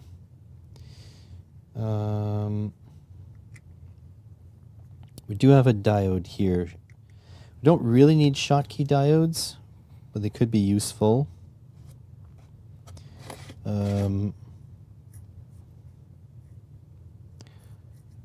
These, nope. Half bridge, SOIC, AT Tiny 85s, 0805 caps, 1206 LEDs. So I have 0603 and 0805. How many reds do I have? Come on.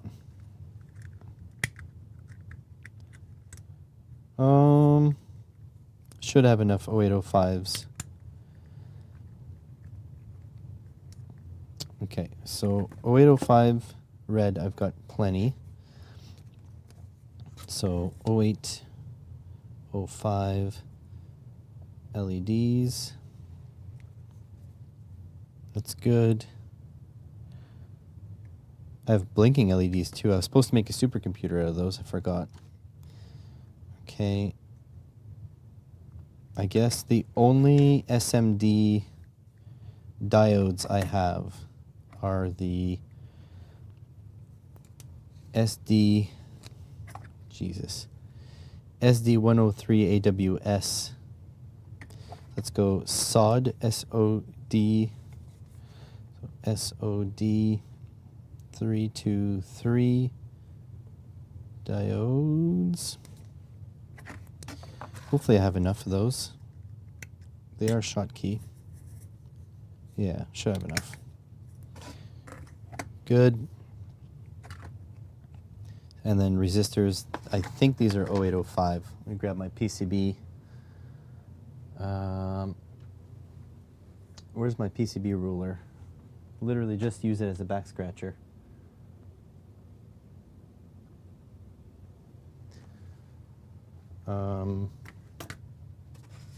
Beulah? Beulah?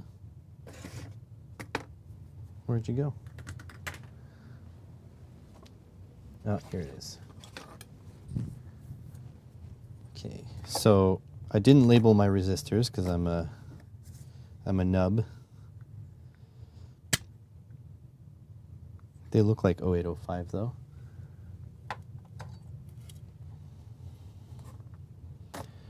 Let's see, where's 0805?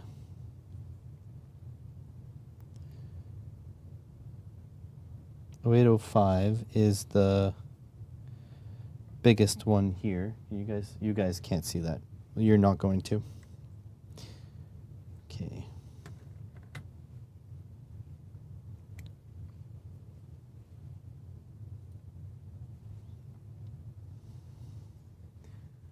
Try to put it up here, but it won't focus probably. Okay. So 0805 is here. Yeah, that's 0805.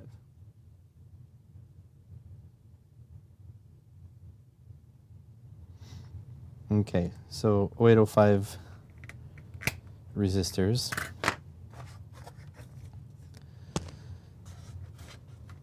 This is all for nothing.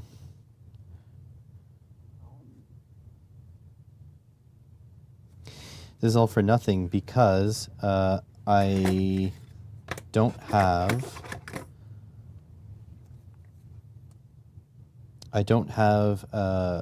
SMD optocouplers. My optocouplers are all through hole, so the board's going to be a weird mix. I think these are PC817s.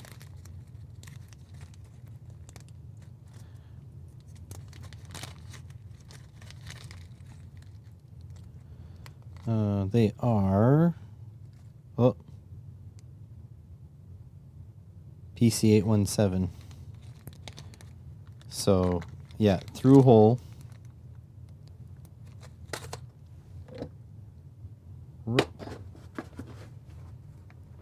Don't sneeze. Okay, so, and then PC817. THT DIP 4, I think. Dual inline package, 4-pin.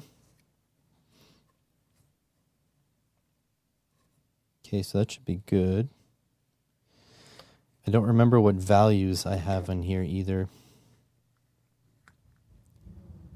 I'd want like really like 100K for the LEDs, maybe 10K at 3.3 volts. Whatever, we'll figure it out. That should do. Oh yeah, I do have these I can use for LED brightness testing. Okay. So we just need to check the 2N3904 pins just to be compatible with the footprints, and that's it. Okay, so for screen. Oh shit, let me rename all these.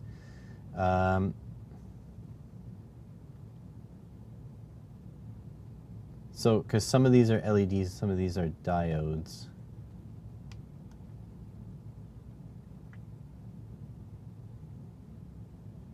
Whatever. Okay, so, oh, annotate. Clear annotation. Let's go like that. Annotate. Okay, close. Well, this might take a while, ladies and gents. Oh, 2907, that's a PNP. Whoops. What PNPs do I have?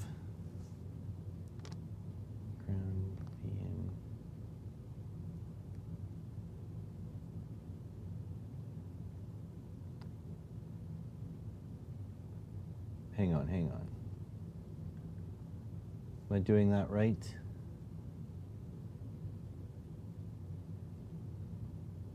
Oh my God, my drivers aren't right.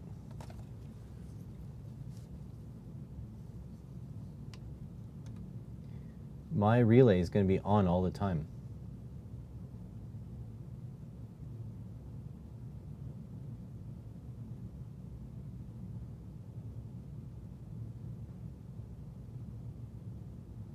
My drivers are not correct. Because you got V in here. So that's not correct. And that's not correct.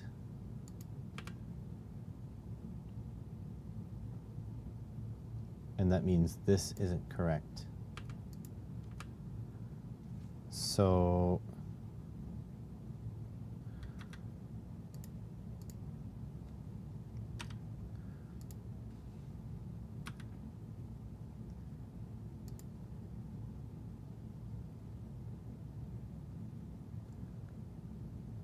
well, that could have been catastrophic. Okay, so like this will bring the 12 volts to the yard. This is now correct. I absolutely cannot believe I've been staring at the wrong drivers all day. Could have been fun. Okay, so PNP, okay, this shines. It's going to go to ground. It's going to pull this one to ground, which will work. Okay, so that works. Wow. That is really something.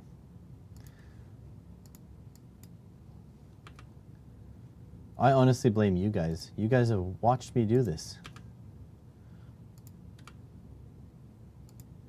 Kidding, obviously. 12:06. Yeah, I'm not looking forward to those days because I'm getting close to that being as small as I can go.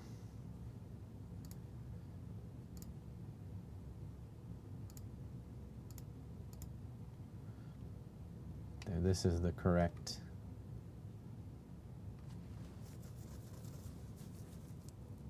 And the freewheeling diode works and everything. Okay.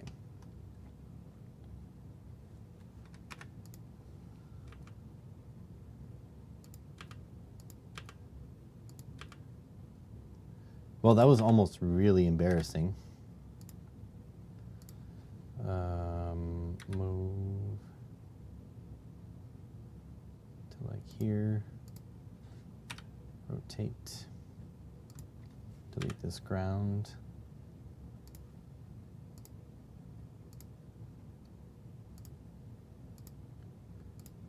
Like so. I'm just background noise. Yeah, I'm aware. That's all right. I honestly don't even know how many people are watching. I have that shut off. You guys should definitely thumbs up though. That would be great. Rotate this bad boy, delete this bad boy. Delete this bad boy, delete this bad boy, this bad boy. Move to here. No, I'm fully aware that tons of people just use streams as background noise, which is perfectly fine. I do it too.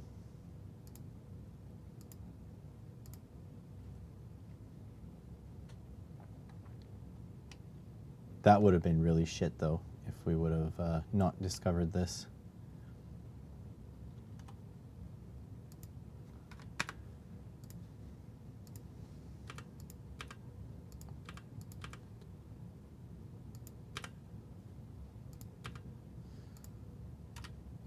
Oh, cancel. Move to here, move to here.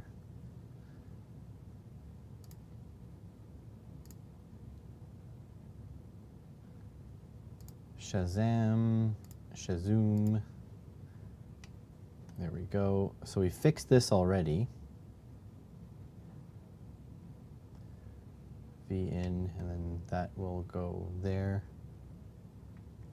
It does save tons of trouble, especially like I feel bad. PCBWay said they don't really care if I make a mistake and just order more. But I feel terrible. UT210E, why is the live wire black? I have no idea what they're talking about. Whatever. Okay, so that should work now.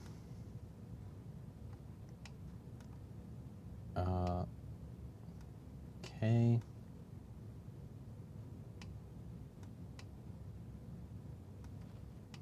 I think we're good now. So let's run the footprint assignment tool. Okay, I do have separate LEDs. All right, so LED, SMD.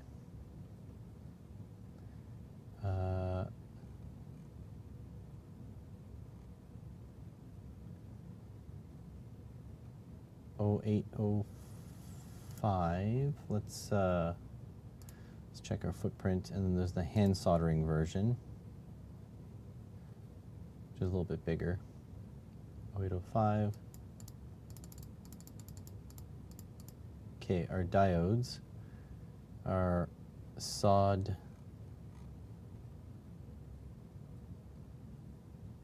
SOD 323. That's LED, just diode SMD. SOD.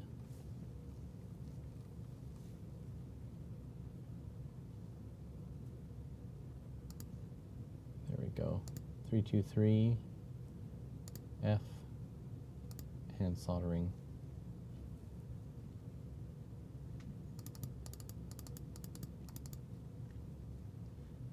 Okay, screw terminals. So this is, that's the 5.08 pitch.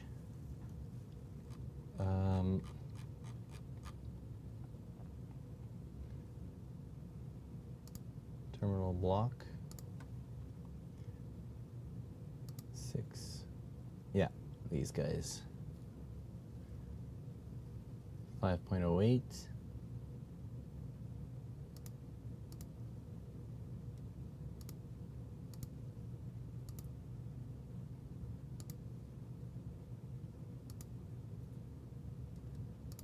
Okay, and then that's my custom socket here. So I'll have to see if it's there.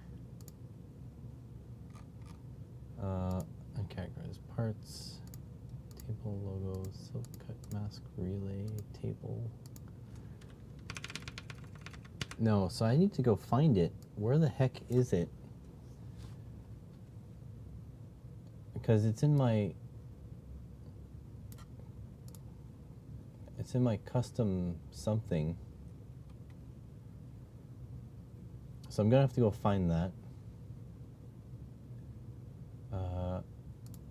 All right, so these.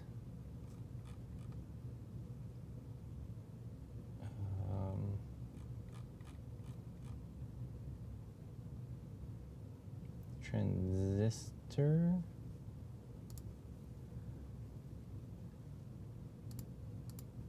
No, those are big boys.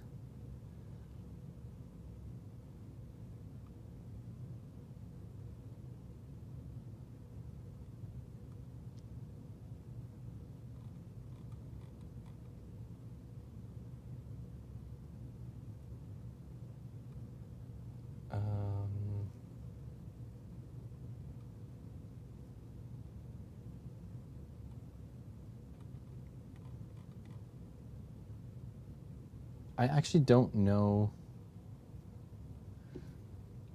I'll just go.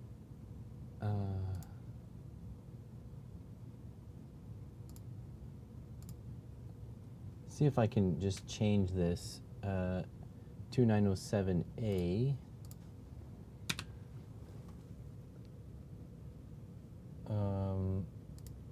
What's the footprint?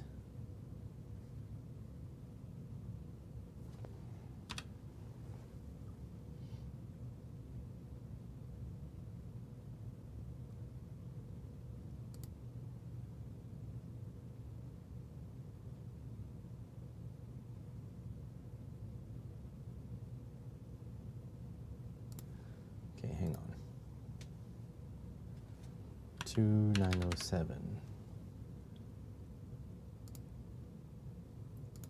There's no footprint.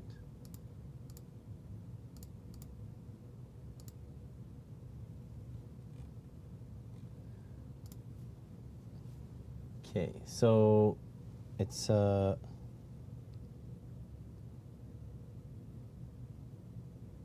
SOC 23 footprint.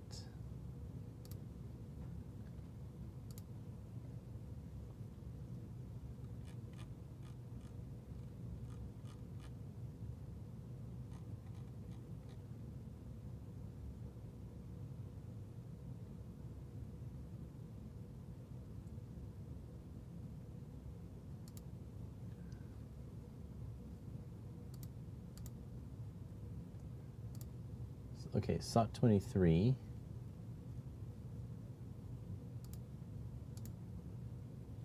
I just need to make sure that the 2907A SMD lines up. Okay, so over here,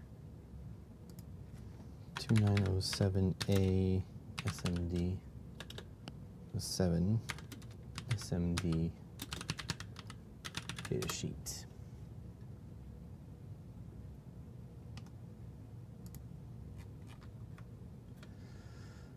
Okay, so it is drilled a way too big bolt hole. Uh-oh.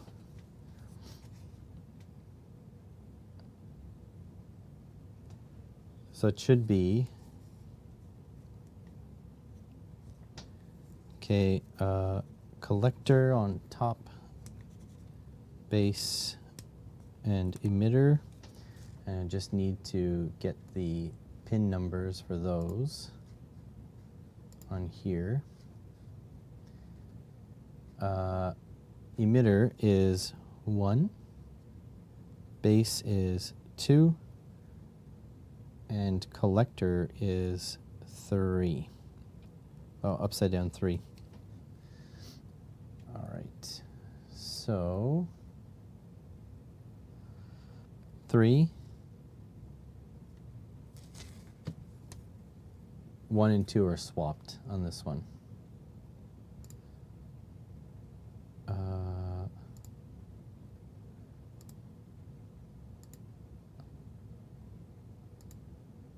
Huh.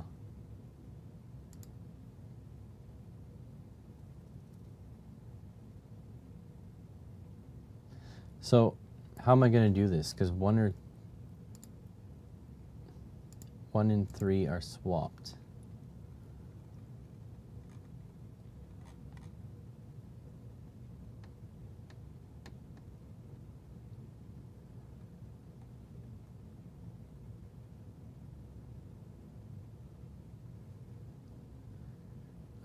SOT 23 3.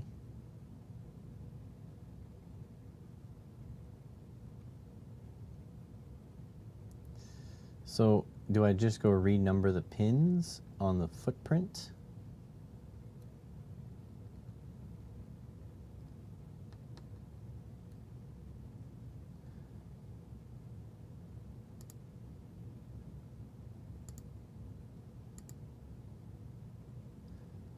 I guess I'll renumber the pins on the footprint.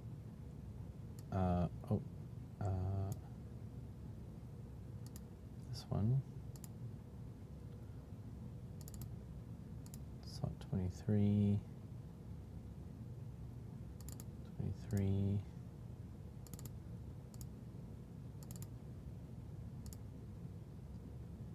SOT 23. Okay, this is just 0805.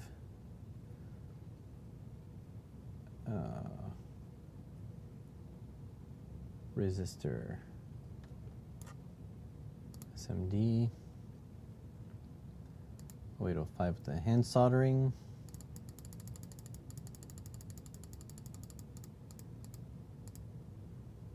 I have to check the pins of that frickin' MOSFET as well. Test points. There are test points. Test point.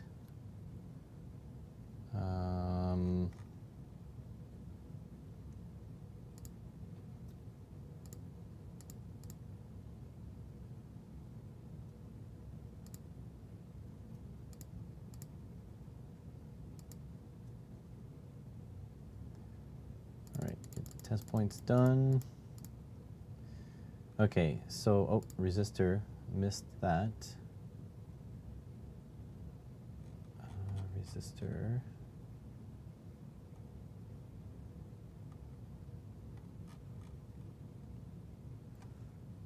Resistor SMD 0805 hand soldering.